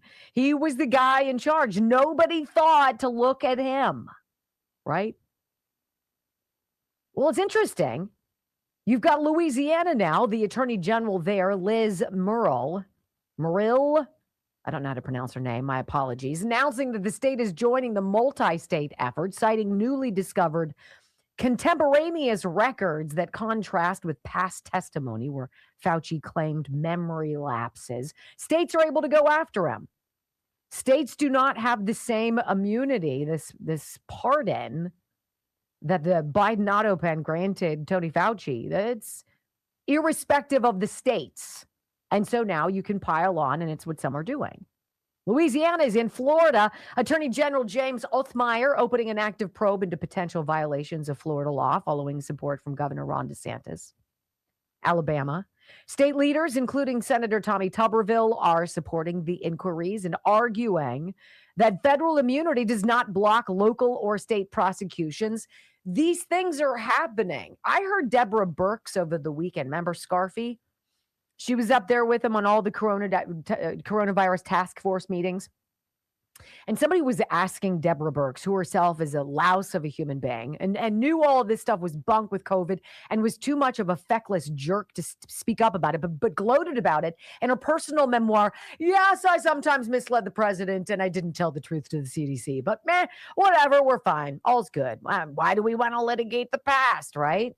That's why. She was asked, do you think Fauci being prosecuted, is that possible? Is that something that should happen? And she's like, the reputational damage that he has taken is so much more critical and significant to him than anything actually monetarily or justice-wise punitive. Any kind of a guilty, prison sentence or whatever wouldn't be nearly as damaging to Tony Fauci as losing his reputation. I say no. I think we go for it. I think we try it. Let's do our own little gain of function research. How much pile-on does it take for an 85-year-old jag, or however old he is, who created a global pandemic, to feel the pain of the 15 million people his work murdered? How do you answer that? I don't know. This is interesting, though. Stephen A. Smith had Senator Rand Paul on. And he's paying attention to the states joining in these, investigations and putting out their Chinese spy balloons to see what they can get out of prosecuting Fauci. Is prosecution the end game? Asks Stephen A. Smith of Senator Rand Paul, who has every right to be a jerk. Rand Paul has every right to be like, that jerk Fauci. He was like, Senator Paul, you have no idea what you're talking about. Who lied gillion times and then didn't have the fortitude to come and answer a single one of our questions.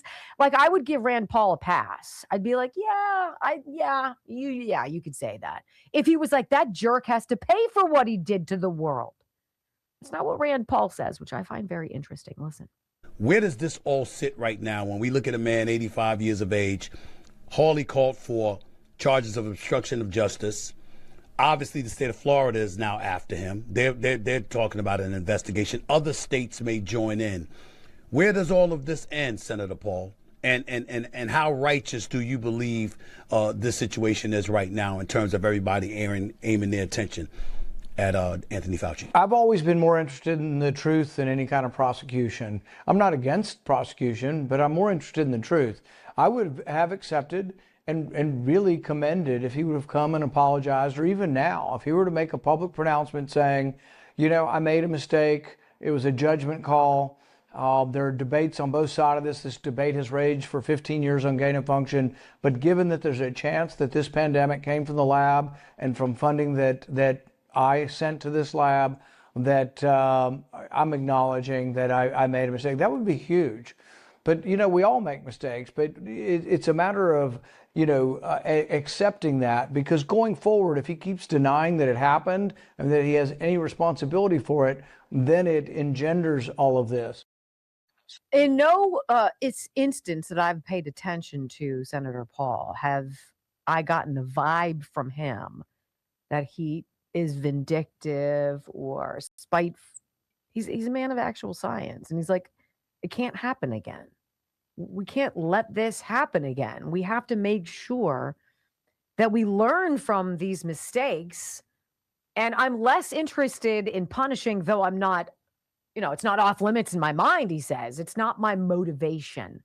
My motivation is preventing this repeat performance of another virus, another problem, right? Then I want to take you back then to July 31st of 2020. So this is the first time Fauci testified before Congress. And Jim Jordan from Ohio is in this hearing in the House. And you've got a very smug Anthony Fauci. He's all that. He's enjoying the media attention. He's feeling like $1 million. He refuses to explain why 63 days of protests in Portland are okay social distancing wise. You should scream and shout as close to anybody who's protesting. Burn crap down if you got to. Just do what you got to do. But if you want to go to a church and you want to pray, that's beyond the pale. Shut down the churches, because that's what they were doing. Listen. I'm not going to opine on who gets arrested and who does not. I mean, you get where I'm going. I'm telling you, as a public health official, I say crowds. Do you see the inconsistency, though, Dr. Fauci? There's no inconsistency, Congressman. So you're allowed to protest, millions of people on one day in crowds yelling, screaming, but you try to run your business, you get arrested? And if you stood right outside of that same business and protested, you wouldn't get arrested? You don't see an inconsistency there? I don't understand what you're asking me as a public health official to opine on who should get arrested or not. That's not my position. You could ask it as much as you want, advocated for and I'm certain not gonna businesses. answer it. You've advocated for certain businesses to be shut down. I'm just asking you on your position on the protest. I haven't seen one. We've heard a lot about hair salons. I haven't seen one hairstylist who, between haircuts, goes out and attacks police or sets something on fire. But we've seen all kinds of that stuff during protests, and we know the protest actually increased the spread of the virus. You've said that. I said crowds. I didn't say specifically. I didn't say protests do anything. So the protests don't increase the spread of the virus? I didn't say that. You're putting words in my mouth. No, I just want an answer to the question. Do the protests increase the spread of the virus? I don't have any scientific evidence that anything. I can tell you that crowds are known, particularly when you don't have a mask, to increase the acquisition and transmission. No matter what the crowd is. So you don't have a position on whether the protests increase the spread of the virus or don't increase the spread of the virus? I'm saying that crowds, wherever the crowds are, can give you an increased probability that there's going to be acquisition and transmission. You guys remember that kind of mumbo jumbo? It didn't take much to turn him in knots. But my was he sitting high on the hog. My was Fauci very, very confident in himself. And it's so curious because when we saw him a couple weeks ago, allegedly testifying before Congress, he looked like a meek, withered, hunched over, beaten old man. Not so high on the hog anymore, which I would love to gloat over and enjoy and revel in his own personal and physical demise. But 15 freaking million people died. And now you've got Dana Bash, this news babe hack over at CNN, trying to school perhaps the preeminent scholar on that known as Anthony Fauci. He's called Bobby Kennedy, the guy who wrote The Real Anthony Fauci, which I happen to be holding in my hands. Do you think Dana Bash over at CNN read the book, The Real Anthony Fauci? No. Do you think she read any of the actual articles about what he's done and what he said? No. Do you think she knows a damn thing about gain-of-function research and what he likely did starting back in 2002? No. Does she have any idea about his fingerprints all over the AIDS epidemic? No. What does she know? She knows that she's paid by Pfizer And she's got a very specific walk to walk. Here's Dana Bash over the weekend thinking she could school RFK Jr., who dropped a freaking monster of a hammer.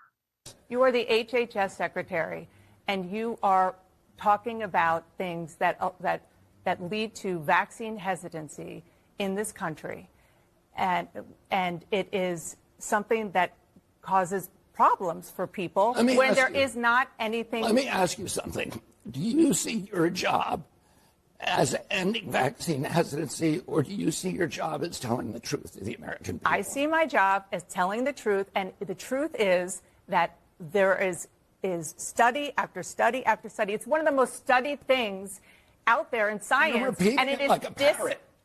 You're repeating it like a parrot. I've actually read the science. You don't want to come back here and debate the science. I'm not debating this with you. Of course you won't. No, because I'm not all debating. All you know how to do is repeat things that people told you and say, trust the experts. That's what you did during COVID. Now we know that Anthony Fauci, who was the expert, was lying about everything, about masks, about social distancing, about natural immunity, about the transmission from the vaccine, about the source of COVID. He was lying, and you were punishing people for not trusting the experts. And now you're rolling out the experts again to talk about something that you have no personal knowledge of. Okay, well, guess what? That is my job, to talk to people. Your job is to tell the truth to the American public. Yes, and my job is to get as much information as I can. And what we were doing, skepticism, what we were doing in COVID and still, with regard to these vaccines, is getting the best information, the best science that we can, and putting it out there. And, sir, what you are doing is causing information to be out there that is not accurate. Who was lying to you? You're getting your information from somebody who was lying to you. You know, in his own personal diary, Anthony Fauci referred to Dana Bash 9 times. In fact, she responded to that exchange we played before that clip of Jim Jordan and Fauci, and she texted Anthony Fauci after she saw that. Dana Bash did. This is supposed to be an independent arbiter of information, ladies and gentlemen, so you can decide. And she said she'd watched the whole Jordan thing. She called Fauci a better man than she was. And she relayed Wolf Blitzer's joke that nobody would have blamed Fauci for telling Jordan to go F himself. Wow, classy. I'm so glad Fauci put all that together in his little diary. Oh, by the way, it's curious that Dana Bash would make assertions about vaccines, considering in 2022, Pfizer signed a multi-year deal, making it CNN's exclusive pharmaceutical advertiser, ladies and gentlemen. The arrangement raised obvious conflict of interest questions given CNN's fawning pandemic coverage and relentless suppression of dissenting voices. All while Pfizer's cash flowed directly into the network's coffers. Brought to you by Pfizer. When we come back on the Wendy Bell radio program, do honest people delete thousands of emails over several decades? Just asking for a friend.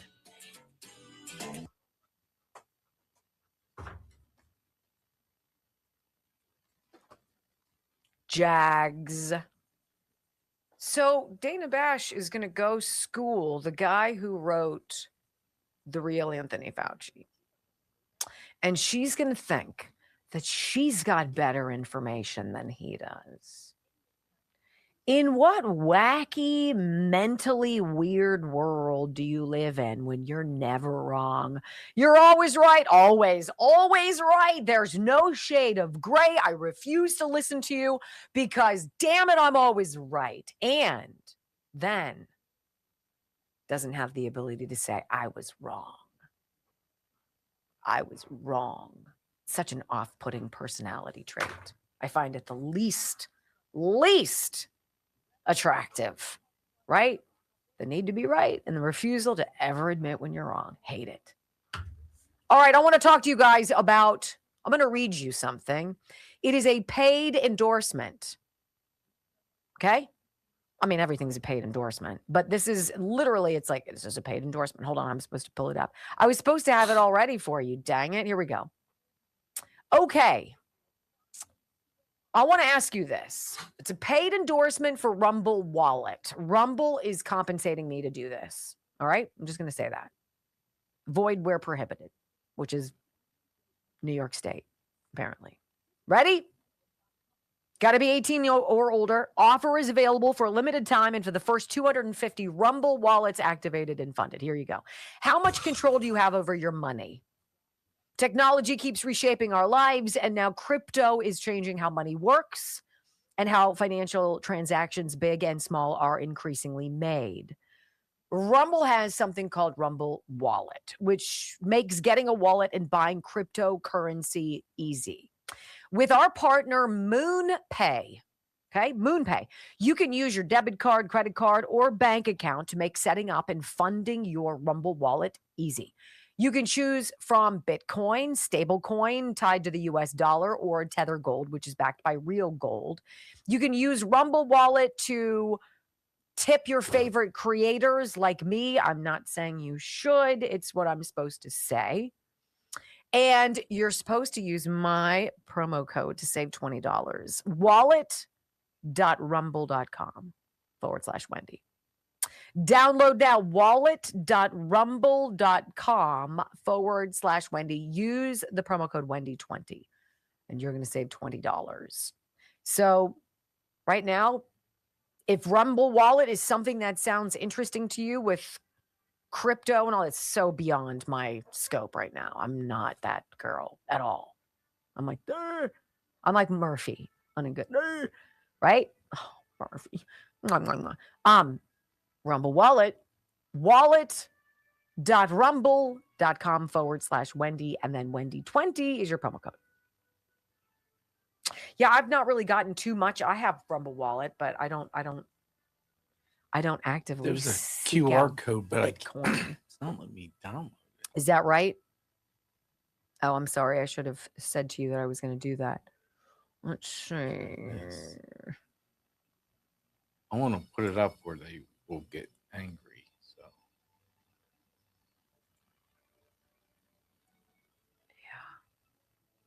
yeah, I don't know why it's not letting me. That's the QR code. Rumble Wallet. This is the Rumble Wallet. I think it's interesting.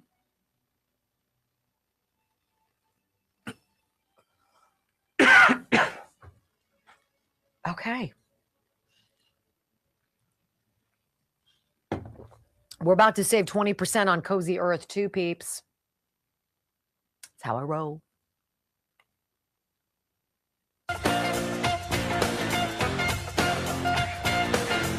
Well, welcome back to the Wendy Bell Radio program. You guys, if you have not read Bobby Kennedy's book, The Real Anthony Fauci, Bill Gates, Big Pharma, and the Global War on Democracy and Public Health, I strongly encourage you to do it. It's a big book. It's got a lot of sources in there. Everything is chronicled. Dana Bash thought she was going to take on the guy who wrote The Real Anthony Fauci, the guy who's known him for years. Not the one that Dana Bash was jock sniffing, which is so gross to do that to Tony Fauci. This is an interesting exchange. Do you guys remember hearing about the FOIA lady who worked as a Fauci assistant? And she was this liaison. She was a liaison, a FOIA, Freedom of Information Act liaison for the National Institute of Health, right? And this is Fauci and IAID. And so this woman, her name is Margaret Moore.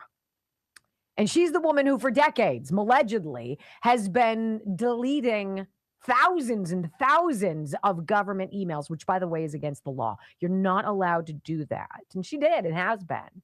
So that when something comes up and somebody puts in a Freedom of Information Act request and you're named in it, well, if these deleted emails evaporate, those don't get populated in the Freedom of Information Act request. There's a reporter who asks Rand Paul a very interesting question. She asks him about possibly subpoenaing this woman, the FOIA lady, her name again, Margaret Moore, And this is something very interesting that Fauci or that Rand Paul says. Listen. Why not subpoena the assistant and some of the other individuals mentioned? There will be questions, and she will be subpoenaed for a deposition. Probably not a big full hearing, but she will be asked about that. Her email that she deleted tons of emails was in 2018. We find a scattering of them, but we also feel confident that hundreds, if not thousands, were deleted over a 40-year period, and that we just don't have access to those. Because you have access to what's left,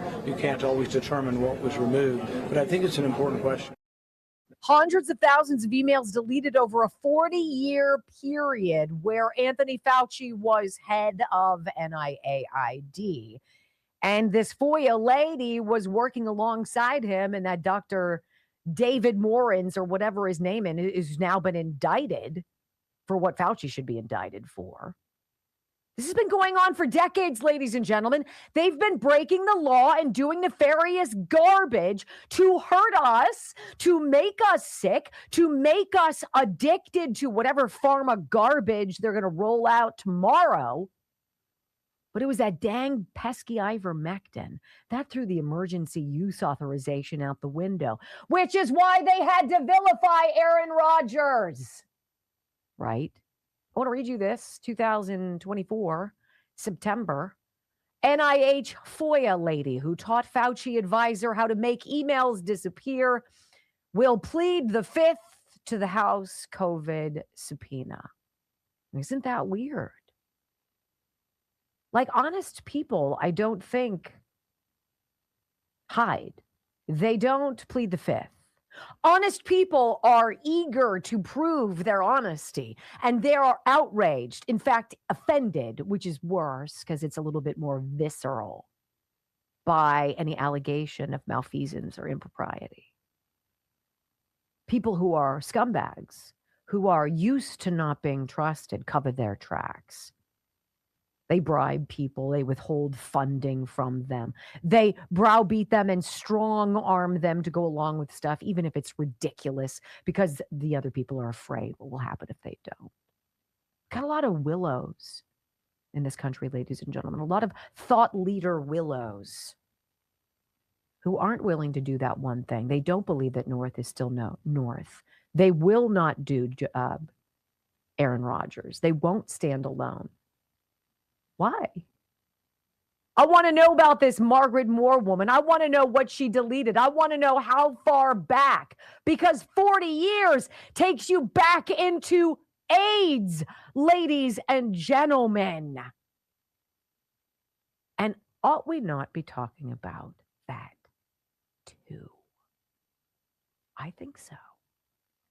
By the way, in case you missed it, deleting government emails is a crime. I've been doing it for 40 years. No wonder he felt untouchable. When we come back on the Wendy Bell radio program, my friends, hour number 3 already. Holy moly. The scab has been pulled and Xavier Becerra is going down if California knows what's good for it. Wait until you hear this one. Oh my. Next. He just texted you. You're going to hurt my feelings? Mm-hmm.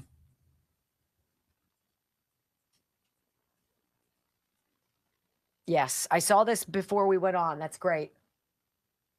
That is terrific. Todd Blanche's nomination to become Attorney General clears the Senate Judiciary Committee 12-10. But if Todd Blanche hadn't dropped that weaponization fund for the January Sixers, the $1.776 billion anti-weaponization fund that they had set up, Cornyn and Tillis were going to skewer the deal and sink Todd Blanche. So Trump is like, that's fine. I'll pull his nomination until after you jackwagons are out of office in January. You can suck it. And then we'll put it back. We'll put him back after we get rid of you. And Todd Blanche said, I guess. He was like, no, we're going to scrap that. We'll come up with something else. This isn't the time or the place. And so he quickly made a deal with Senators Tillis and Cornyn. And they were like, he's like, okay, we'll take it out. And then what were they going to say? And I don't like your tie. They're like, okay, fine. Yes. So he's going to advance. This next piece though is really very troubling in many ways. You know, we were talking to our friend who we were golfing with yesterday, and he was talking about, I asked him, I'm like, how are you doing? You look good. Are you healthy? He's like, yeah, I just went to the doctor.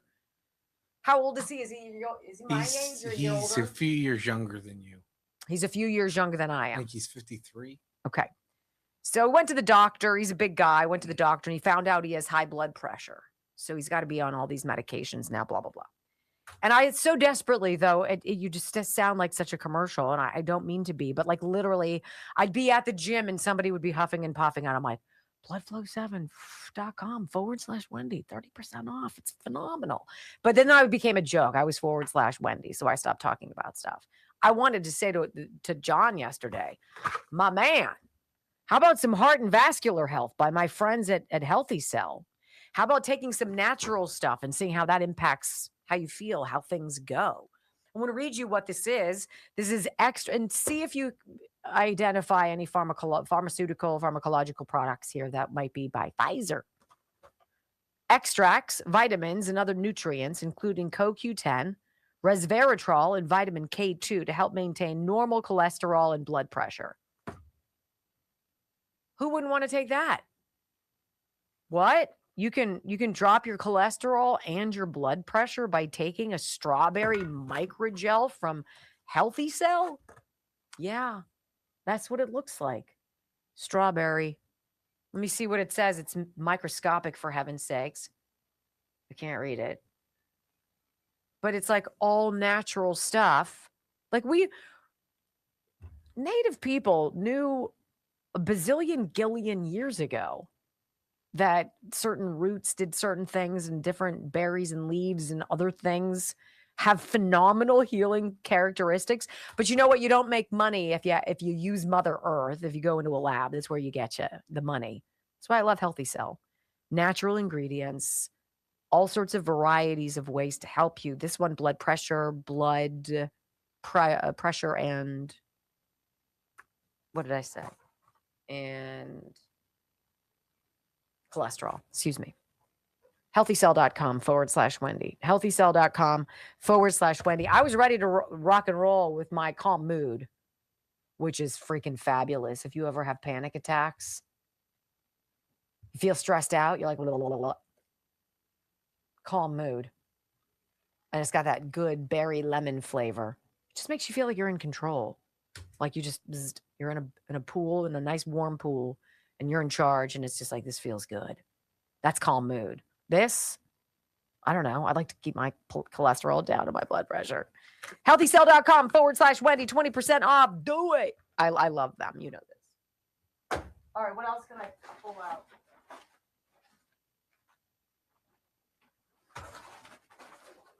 Okay. This is just a little crazy. Someone likes his laser artistry. Rick Steigman. He is from Sycamore Laser. Look at what he did. He's from Oregon. Real Women Fish. It's a little box for all of my fishing lures.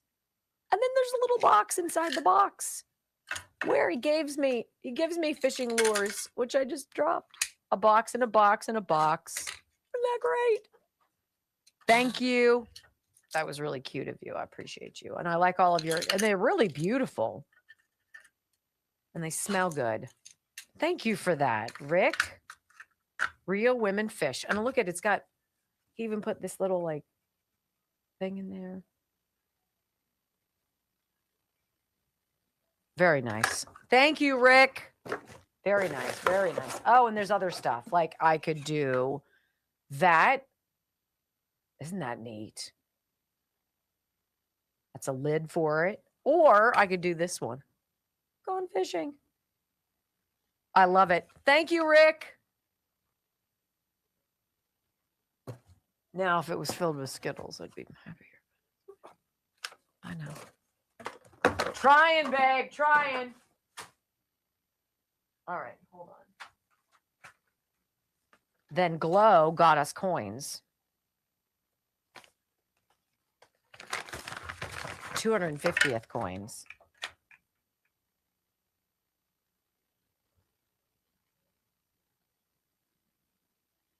Oh, that's nice. Isn't that cool? One Has your for name on you. it? I know, and there's one for you. Oh, wow.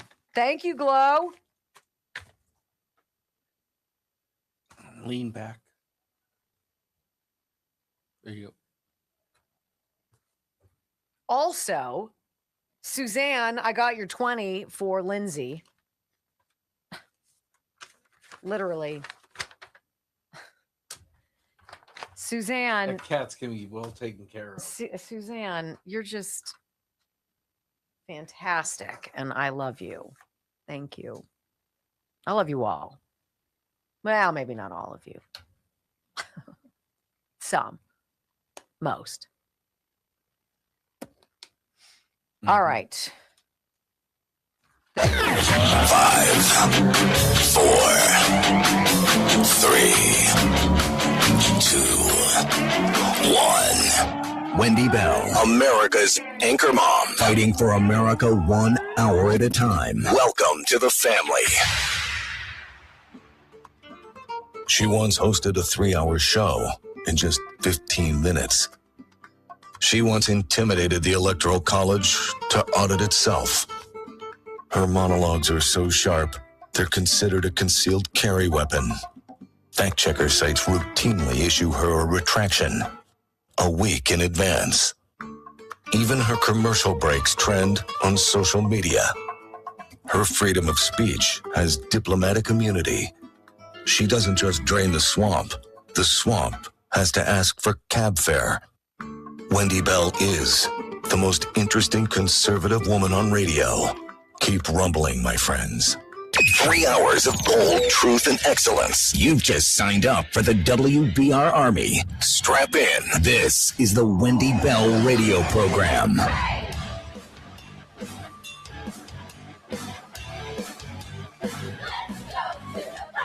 Welcome back. Hour number 3 of the Wendy Bell radio program is live. You know, this is a very interesting story going on the left coast. The race for governor. I haven't heard from Spencer Pratt in a little bit of a while. He hasn't crossed my news feed in a while. Not sure what's going on. I mean, the state is corrupt as stones, and it's very hard to talk about for me because it's such a beautiful place. I mean, it's where I grew up. I love it there. I love my family there. It's about the most beautiful state you'll ever visit. It's so vibrant. There's so many great people, so much culture and history and everything, and they're just absolutely destroying it. Well, this is a weird twist. Ever notice how everybody seems to go along with something for a while until they don't, until somebody doesn't, and somebody decides to stand up and embrace the idea that North is still North and that their silence can be no more, and usually putting themselves in grave personal danger, sometimes physical danger. An unlikely whistleblower will come out of the woodwork and absolutely rock someone's world. Well, that someone who did that is a young woman named Juana Rebecca Perez Sante. And she reached out to Steve Hilton's campaign. He's the Republican candidate for California governor. And she shared some bombshell information with Steve Hilton, who interviewed her, or had someone interview the young lady who speaks no English, who explains what happened when she came to America under Joe Biden and Xavier Becerra as the head of HHS. They kept me like a slave, she said. Team says Becerra's child migrant program ended in sexual abuse. These are the stories that I want to la la la la la la la. I do not hear you, do not see you, do not talk about you. Because these things should not happen. No child should go through any of this stuff. And it not only was known to be happening, it was facilitated. Children were pawns in a very ugly game. And Joe Biden and Xavier Becerra lost 500,000 of them and didn't care to look for them. And I want to play this for you because as these whistleblowers come forward to Steve Hilton's campaign to tell them what they experienced on their journey into the country, it's your wildest horrors. So I'm going to read these subtitles. We're going to have Brock play her. You're going to hear her Spanish. I'm going to put on my glasses and I'm going to read to you what she says in English because it's like a 3-minute video, but we're going to do about 1 minute and 2 seconds of it. And I want you to hear this. Por la administración de Javier Becerra, yo he sido abusada sexualmente. Y yo me dormía en un piso de cerámico, en un cuarto con 4 muchachos. Un hombre borracho entró en la casa y se quedó a dormir conmigo y me quería violar. Ella, déjalo porque es borracho y él no sabe lo que hace, me decía la señora. Y Javier Becerra nos falló, me falló a mí porque no me protegió.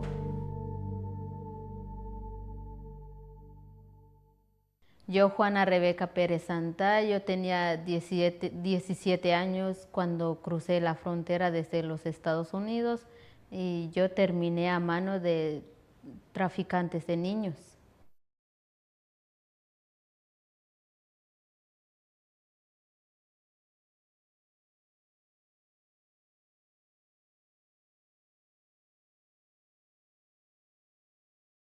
Led by Xavier Becerra.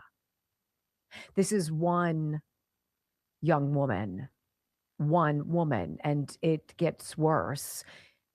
In her whistleblower testimony, Juana said, yes, she was 17 when she crossed the southern border in May 2021. After she was released by HHS, literally they just dropped her somewhere in California. And she had to place a phone call to, I guess, the number written on the paper put in her pants. She was 17, but did not speak English, did not know what to do. And whomever was in charge at HHS dropped her off at a location to make a phone call to a so-called sponsor. Literally, the only person she is going to know will be the person who rapes her and makes her do forced work for 20 hours a day. And that is what Xavier Becerra's HHS did. The woman who ran the house, her sponsor, told her she was there to work about 20 hours a week making food. In reality, Juana was forced to work nearly 24-hour shifts, 7 days a week, Monday through Sunday. She was not allowed to eat the food she prepared. She was apparently supposed to make food, tortillas and other things for people. Not allowed to eat the food, not allowed to drink any water. And she was threatened with deportation if she complained. And she slept on a ceramic floor in a room with 4 men and states, I have been sexually abused. A drunk man entered the house, focused on her, and tried to rape her. And the female sponsor told her to allow it, saying he's a drunk. He doesn't know what he's doing. And so Juana concluded in her video, literally a plea to Steve Hilton. They kept me like a slave. They didn't let me talk to my family. Xavier Becerra failed to protect us. He failed me because he didn't protect me. He never cared about my safety. I ended up in the hands of child traffickers and I was raped. If he were to become governor of California, it would be horrible because I would not want what happened to me to happen to other children. Think about that. Sante, who does not speak English, spoke in Spanish, went through all of this stuff. Certain members in the House of Representatives, right? They're on a campaign to remove sexual predators from their ranks. And this is a righteous mission. It should happen. Anyone who seeks to victimize others should never have power over other people's lives and the decisions that they make. But if Californians choose Xavier Becerra, they will allow a man who facilitated the trafficking and the abuse and the modern day slavery of young men and women, and then lost almost 500,000 of them without even thinking twice about how to recover them to control the affairs of the nation's most populous state, with purportedly the 4th largest economy in the world. This ought not be. Accountability should be demanded before someone ascends to a higher office, not after they are given the reins. That is the story. How do you break this cycle? Does it take a 17-year-old woman who's now, +5? She's 22, 23 maybe? Does it take someone from another country who speaks no English to finally step forward and say, they stranded me, they left me alone? It reminds me of the one Newsmax closing monologue I had. And it was a video that I saw of a Border Patrol agent in Mexico, or rather in Texas, patrolling a completely desolate, tumbleweed-only, dry, hot, miserable landscape, the border of the U.S. and Mexico. And the border agent stumbled upon a figure in the distance. It looked like a blob. And he's got his camera on in his car. And he drives closer and closer to the object. And he finds that it's a little boy, just like Juana.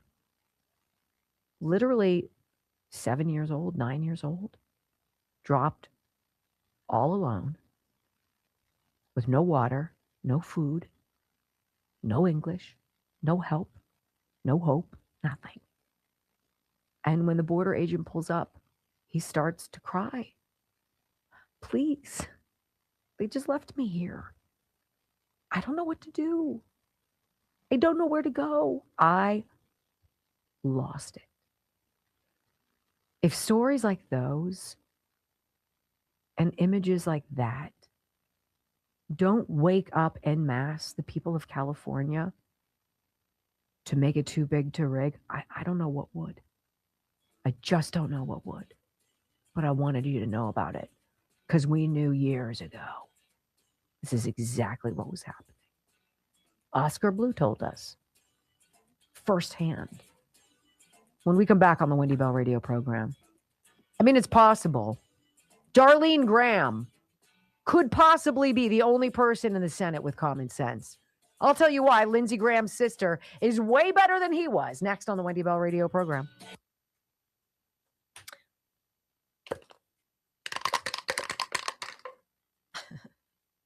That's the sound of desperation, ladies and gentlemen. Apparently, my order didn't go through, so I'm going to have to do it myself, Brock. MCT Wellness, the healthy fat from Dr. Gundry. I'm willing to do that. There's some products I just never want to run out of. I'm going to say it's been 2 weeks without Dr. Gundry, and I'm feeling it. I miss it. I want his Shazam in my Hydro Flask.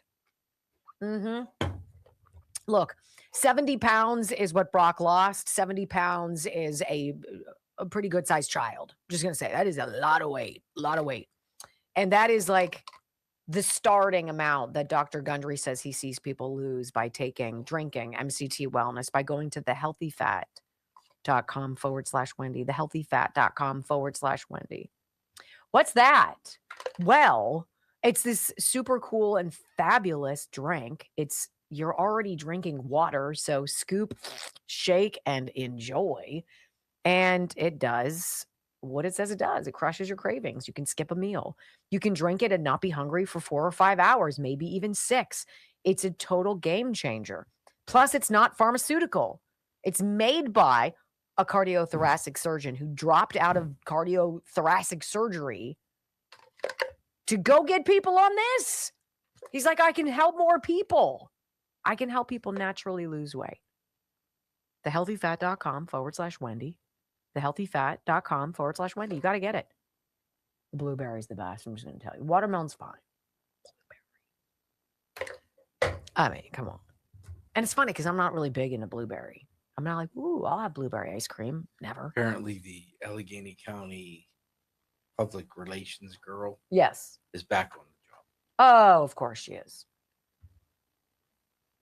Because it's all turds. It's all socialist jags. Whatever. This city will not be saved. You know?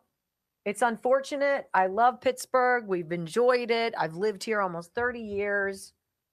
But you can only have so many jackasses running things into the ground. Pete Buttigieg quote. Oh. If we had a more reasonable rate of taxation on capital gains and corporate income and made it harder to pass along inherited wealth. Oh my God, I'll stab you. We can have fast trains here in the United States. Oh, that's going to make it better. We'll get back the $120 billion or whatever the bejeebers, the boondoggle is in California. Please. Pete, you suck. You're not worth my time. You shouldn't be able to pass along what you've earned to someone else. Like, who are you? I mean, you want your kids to have a better life? How dare you? That's so selfish of you. Kind of like Aaron Rodgers making decisions for himself. Yeah. What a jerk. You should want to give that money to the government. Absolutely. So they can do better for your kids. They're always there to help out. Yeah. Look, I'm here from the government and I'm from the house. I'm from the government. I'm here to help. Yeah. I mean, everybody loves hearing those 9 words or whatever it is. I mean, why should you get to keep it? You're dead. These are the games that I know my in-laws and my father are trying to finagle right now so you don't get absolutely crushed. They force you to dance lines to protect what you've earned. Not been They're given. going to steal what you rightfully earned. Yes, I agree. I mean, Wendy just wants to keep her for herself. I think that's greedy. That's true. Yeah. Sorry. Sorry.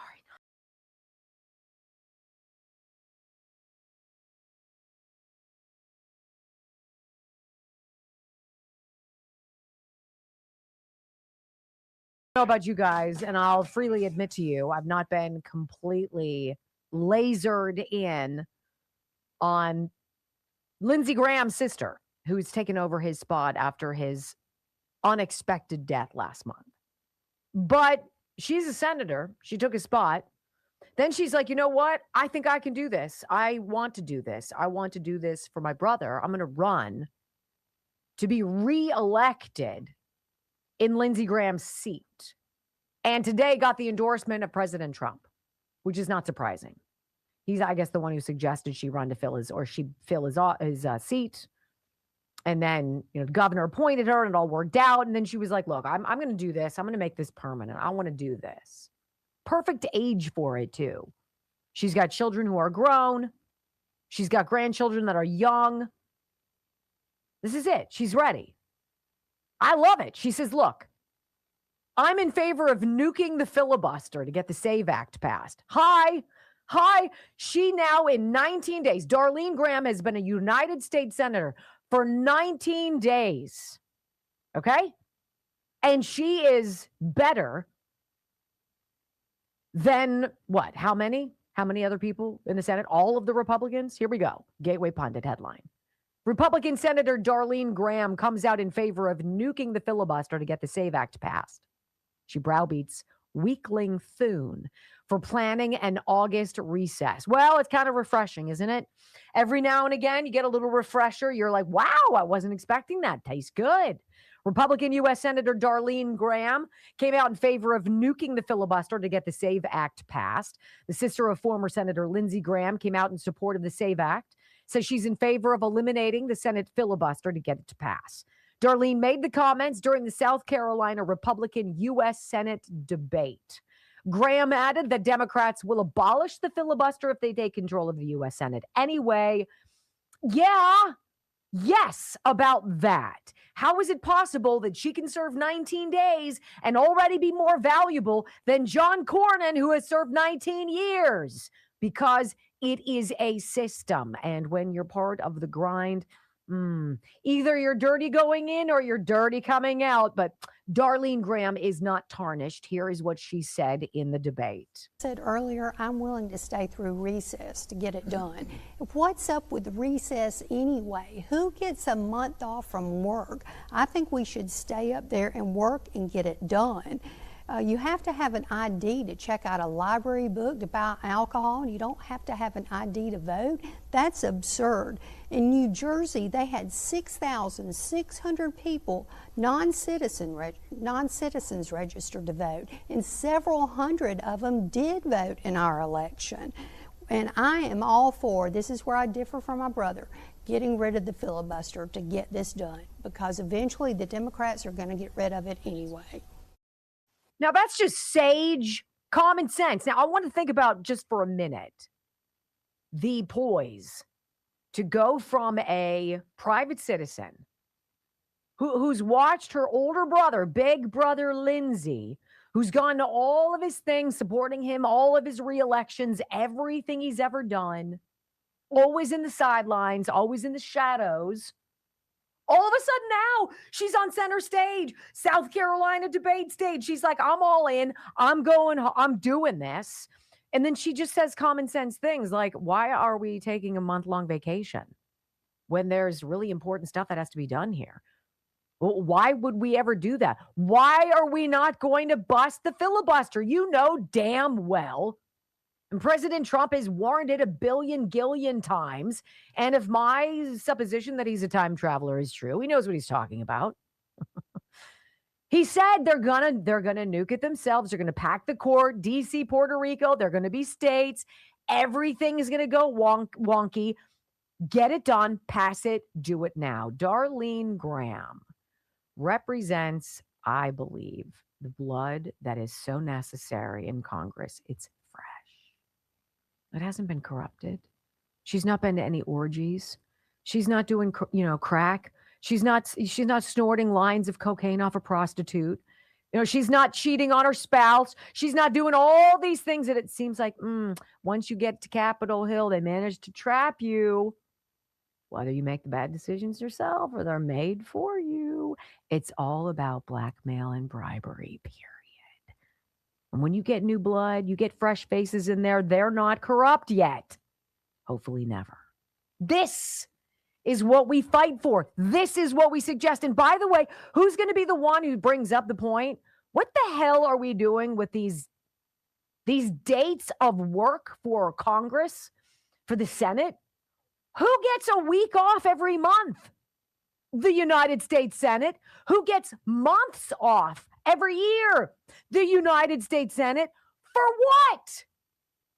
Because they do such a bang-up job? It's not like the new bridge we just got in Pittsburgh that they rolled into place and the workers got a $2 million bonus because they did it ahead of schedule. Right? When we come back on the Wendy Bell radio program, the DNC's missing chapter. Remember that autopsy report that Ken Martin wouldn't release? Well, apparently it's been released and there's a chapter missing. Guess what's in it? Next. Right?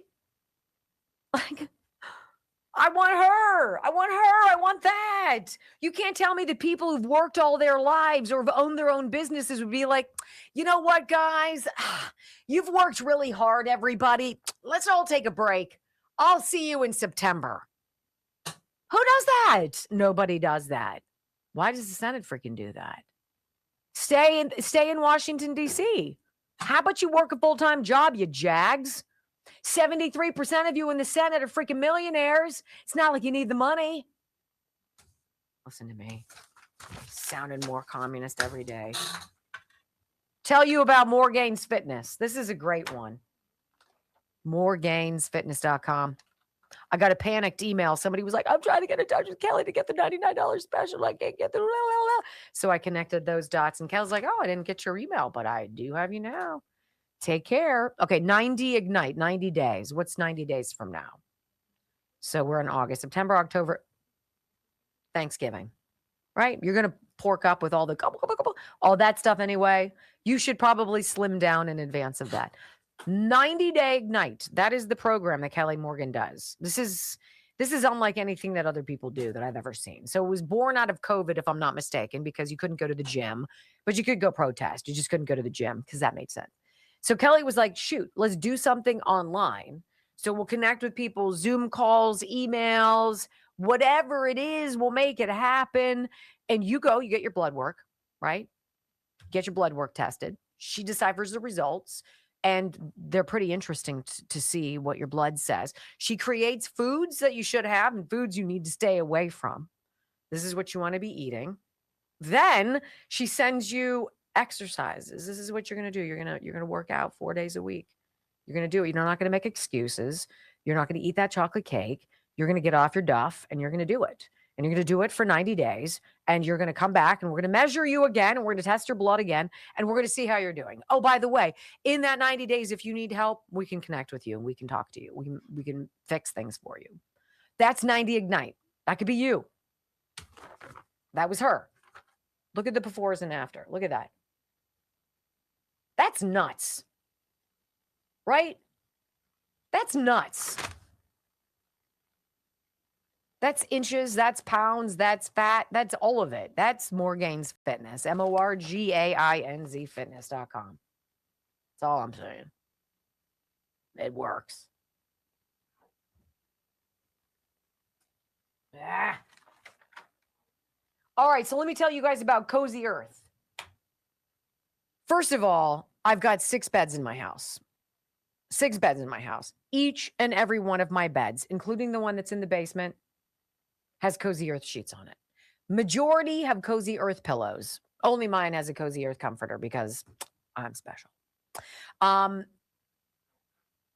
tell you that viscose from bamboo is the softest, most, I hate to say it, it's like decadent. It sounds like chocolate cake. It's decadent. That's what it feels like when you slip into the sheets. You're like, oh, shut up.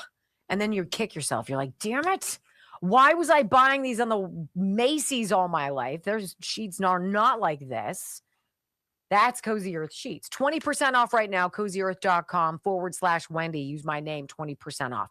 They also have like a 100-night sleep night guarantee or what have you. Sleep on them, and if you don't love them, send them back. You'll love them. You'll want to buy more. And then you'll have a problem like I do.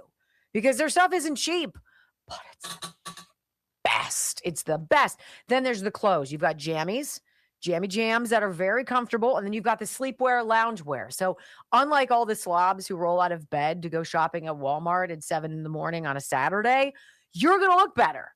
You're going to look better. Not to say everybody's a slob, but most of them are wearing pajamas, and Amanda can attest, right? Flannel pajamas and bedhead. Come on, Crocs. We can zhuzh things up. CozyEarth.com. Use my name. Get 20% off. This stuff is amazing. Amazing. And you're going to love how it comes to your house. By the way, the towels also. How about towels that are fabulous that don't pill, right? You know, new towels, it gets all over you and you're like, not these, not these. I personally recommend the bath sheets. You can take a whole nap in those things. CozyEarth.com, promo code Wendy. You're going to love them. Let me make sure it's not a / I don't think it's a /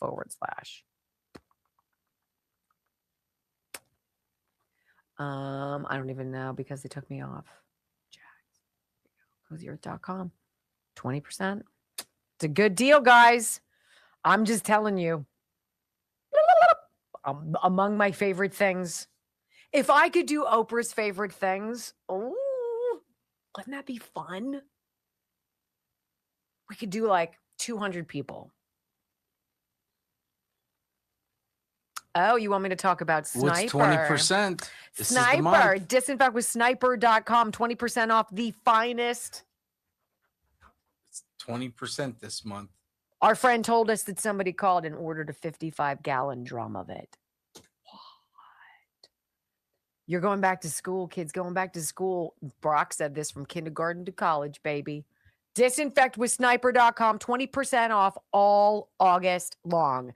But supplies might not be there, so you might want to jump on it. A bunch of people jumped on it. Oh, is that right? Yeah. I think you got 30 orders August 1st. It's my favorite.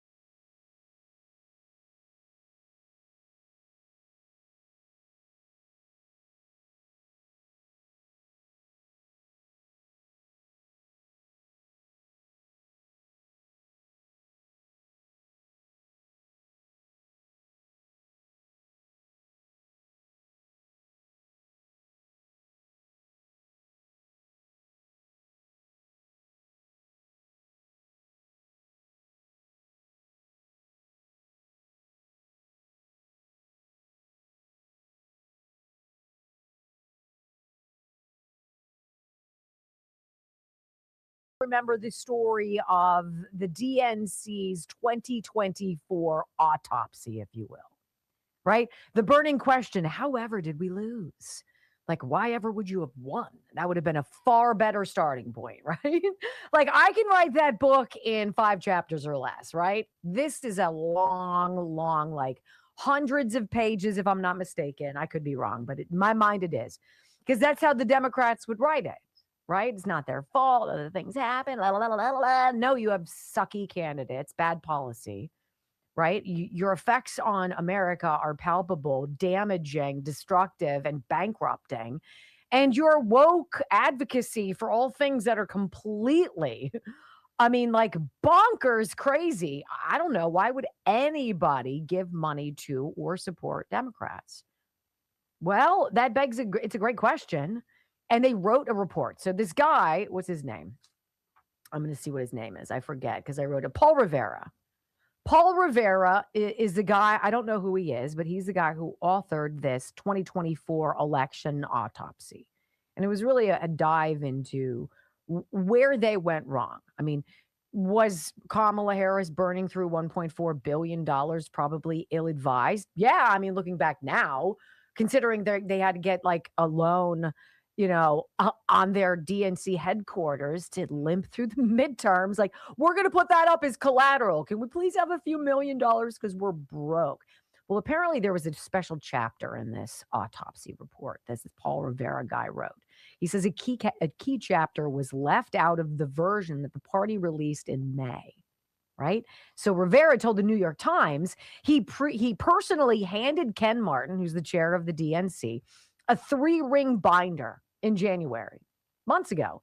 And that included a section titled, What Happened in 2024? But that section was not in the public report. Jesse Waters takes a dive into this, and he finds some very interesting things that are just kind of mind-bending about the DNC. Here's number 1. Fox News alert, major cover-up inside of the DNC. Leaks everywhere. Remember the autopsy report? They audited why they lost. Well, a chapter went missing about Biden, money, and the consultant class. More on that in a second. The autopsy's author says he personally handed the chapter in a 3-ring binder to the chairman of the DNC, Ken Martin, and said it was never seen again until now. Now, Ken Martin denies he's in on the cover-up, but this should be easy to figure out, right? Pull the emails, right? Wrong. All the emails wiped clean. They pulled a crooked, deleted for security purposes. The autopsy's author says he knows why they nuked the chapter. That chapter was basically the cause of death, why the Democrats lost. And this is what they were trying to hide. Quote, there are too many people who have become generationally wealthy off politics and drive too much of the decision-making within the ecosystem. The people in the room at the highest levels of 24 decision-making misunderstood the mood and practicalities facing everyday America. The secret chapter also says the Democrat politicians got so rich that they lost touch too. Inflation, border, crime, they didn't care. Doesn't affect them. The secret chapter also said they knew Biden was going to lose, but they were too busy getting paid to notice. So they covered it up.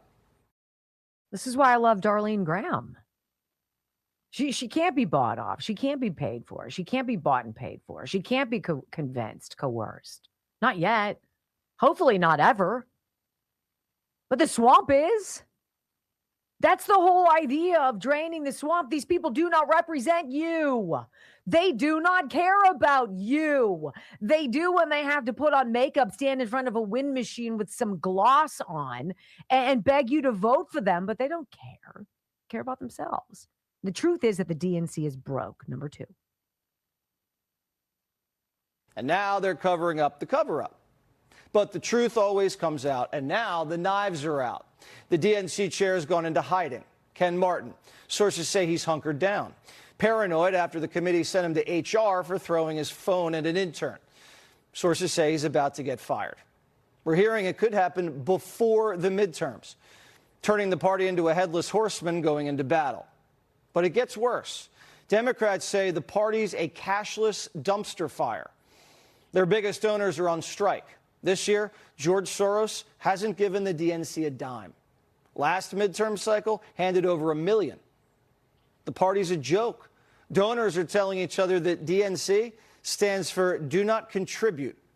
They have alligator arms because the woman who left the party $2 billion in debt is surging into first, and she's asking for their credit card again. If the Democrats don't wake up, and they won't, because they are not reactive, they're certainly not proactive, but they're not even reactive, right? I mean, honestly, 2024 was 2 years ago. What have you been doing? Your coffers have dried up. USAID, Act Blue. Conservatives are all over that like white on rice. We're all over that. We know. Your best help is coming from dark money donors like George Soros, who's not giving to you. Where's his money going, do you guys think? To a flailing DNC that doesn't seem like it's going to be able to be resuscitated?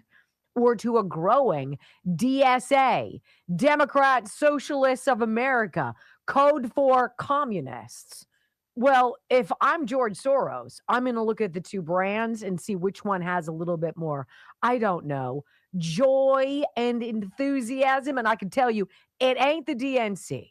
So now these communists are surging. Their ideas are strictly awful, but the impotent DNC is watching them do it.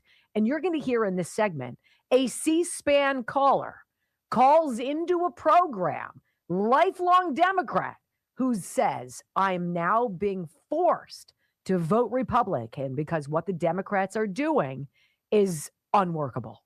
These communists want to abolish the Supreme Court, the Senate, and the presidency, but really, they're abolishing turnout. I've been a Democrat my whole life. This past primary in Ohio, I went and asked for the Republican ballot, which makes me a Republican now. There's many reasons for that. This Democratic Socialist movement, this chicken has been coming home to roost for a long, long time.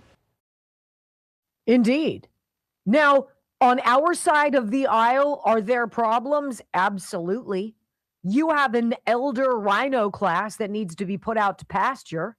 Kay Granger finally died over the weekend, long-term congresswoman, right? Or was she a senator? I forget. She's probably a senator.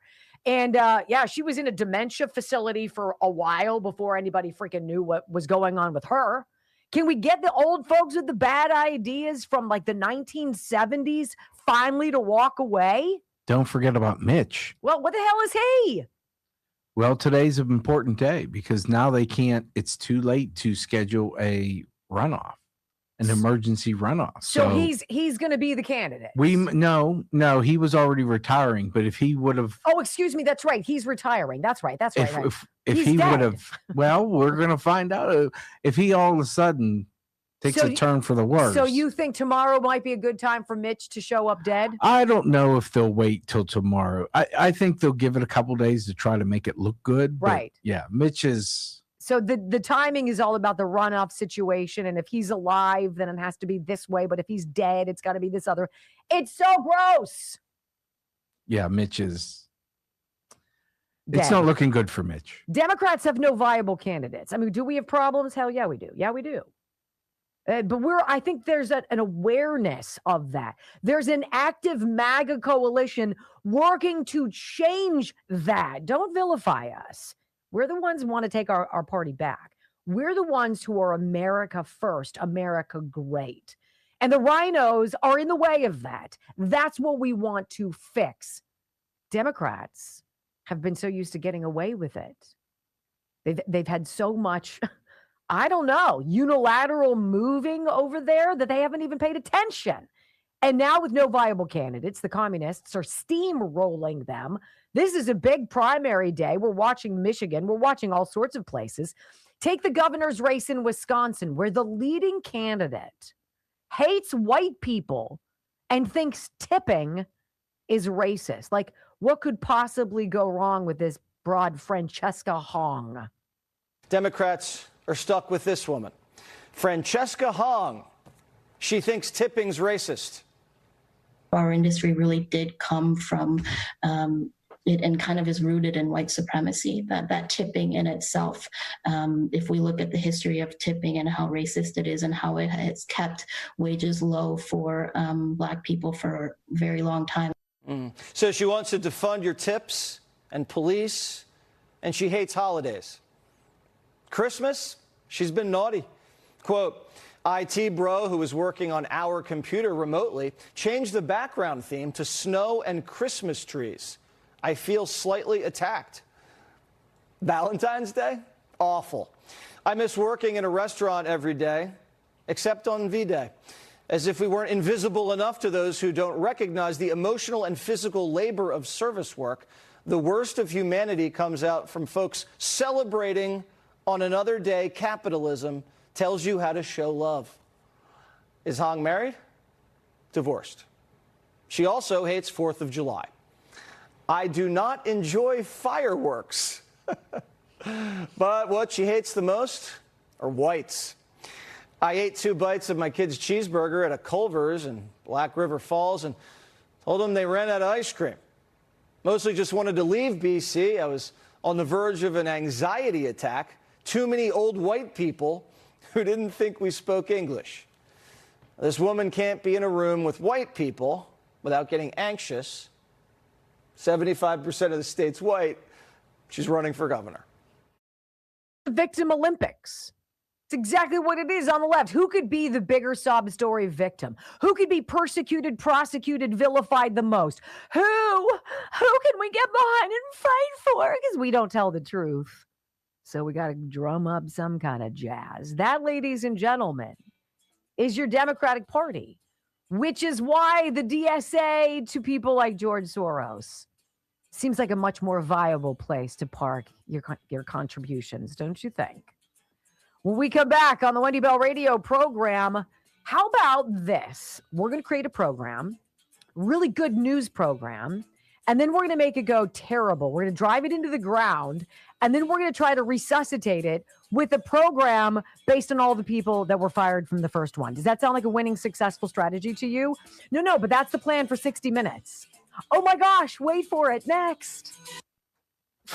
We're going to take everybody that was fired, all the people who were pissed they got let go because they did dumb stuff or what have you, or it's a right to work state and they can do whatever the hell they want in New York or what have you. We're going to bring all these people back and we're going to put them on some show to go against 60 Minutes because we didn't learn the first time that nobody likes us. Okay. Meanwhile, Bari Weiss is getting dragged over there at CBS. Dragged. She and Tony DeCopel are like the poster children of all things spiteful and ugly in the media right now. I'm like, really? Why? She wants to make the 60 Minutes program and the CBS news programming in general less biased, let's say, more objective, more believable, more thought-provoking, more, I don't know, whatever. She's not liberal enough. That's their rub. Because if there was anything other than that, she'd be the poster child. She's gay. She's a woman. She's a Jew. Not woke enough. Isn't she a Jew? Oh yeah, I think yeah. So they don't. Well, like they them. don't like that. They don't like the Jews, anyways. But the Jews, the gays, they're all about the gays. The gays. They're all about the women, blacks, yes. or pseudo women. Yes. I don't know what. All about the trannies. Yeah. Isn't it just so weird? Meanwhile, I almost was a tranny yesterday. You guys got a lot of leeway on your drives and smoked one down the fairway. I couldn't have played worse. Smoked one down the fairway. Terrible. The other woman that was in our group duffed it, but because they got like an 100-yard advantage. Yeah, it was 100 yards. We used hers. Yeah, I think you're right about that. Yeah, I'm bitter. If you can't tell, I'm bitter. When you hit a fantastic draw and it goes right into the center of the fairway and she duffs one and it blasts by yours. Oh, well, It was a 274-yard drive. Oh. I don't know what to do. It was such a good drive. And then when you're playing with people, you get to a par 5 and you smoke a 3-wood. And it just ends up in the bunker off the green. And everybody else is like, I'm not even trying. But you got out. You got out. See, here's the difference between men and women. Women don't rehash their golf strokes. They don't remember which fairway, what dog leg, what trap, what hazard. They don't remember. It was they 18. They don't remember. We don't care. I don't care. 1, I suck. 2, I suck. And 3, I don't care because I was paying you a compliment. Oh, you for get in the heaven's bunker, and I'm like, here's where you need to hit. You did. It was very helpful. You did help me with chipping. And you did the help me with bunker the was sand. deep. It was probably 8 foot to get it up over the bunker. I said, here's what you do. Make sure you come through. And you did a crappy job. There, you happy? Are you happy? Wendy played horribly. I did play horribly. It was awful. It was atrocious. I was embarrassed. You wouldn't have been. I was. Well, it makes it unfun when you suck badly. And I did. Trying to be nice. I don't need nice. So why do you need to be nice? Who's asking for nice? You always tell people, say something.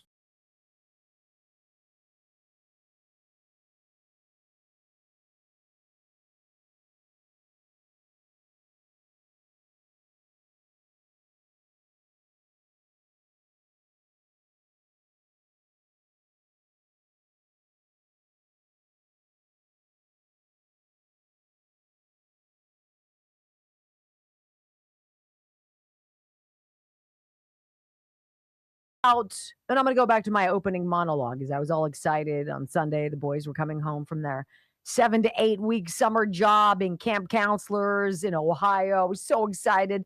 They were home for a hot shower, a hug, a steak, and they were gone. And I was like, ooh, what? But it's what we raise our children to do, right? We want them to go and do them and be other places and make decisions. See, the hard thing is, as a parent, is you know how many dumb decisions that you made that could have killed you, right? Think about it. How many times could you have died doing something that you did? Whether it was lawn mowing, when you were drinking, or you were doing something driving that you shouldn't have, you think about that, right? Consequences. We learn from bad decisions.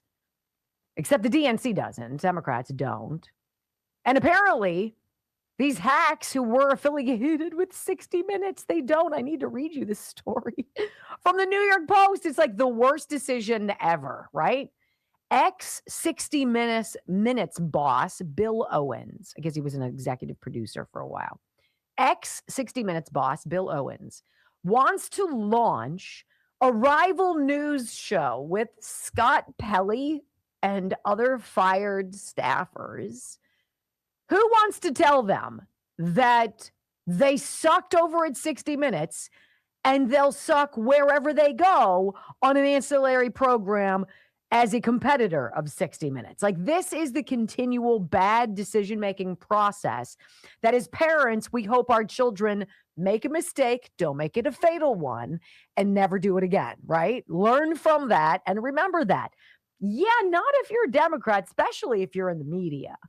You ready? Former boss of 60 Minutes. He wants to launch a rival news series with Scott Pelley and other correspondents and producers who've recently exited the iconic show. But insiders are skeptical about whether it can get off the ground.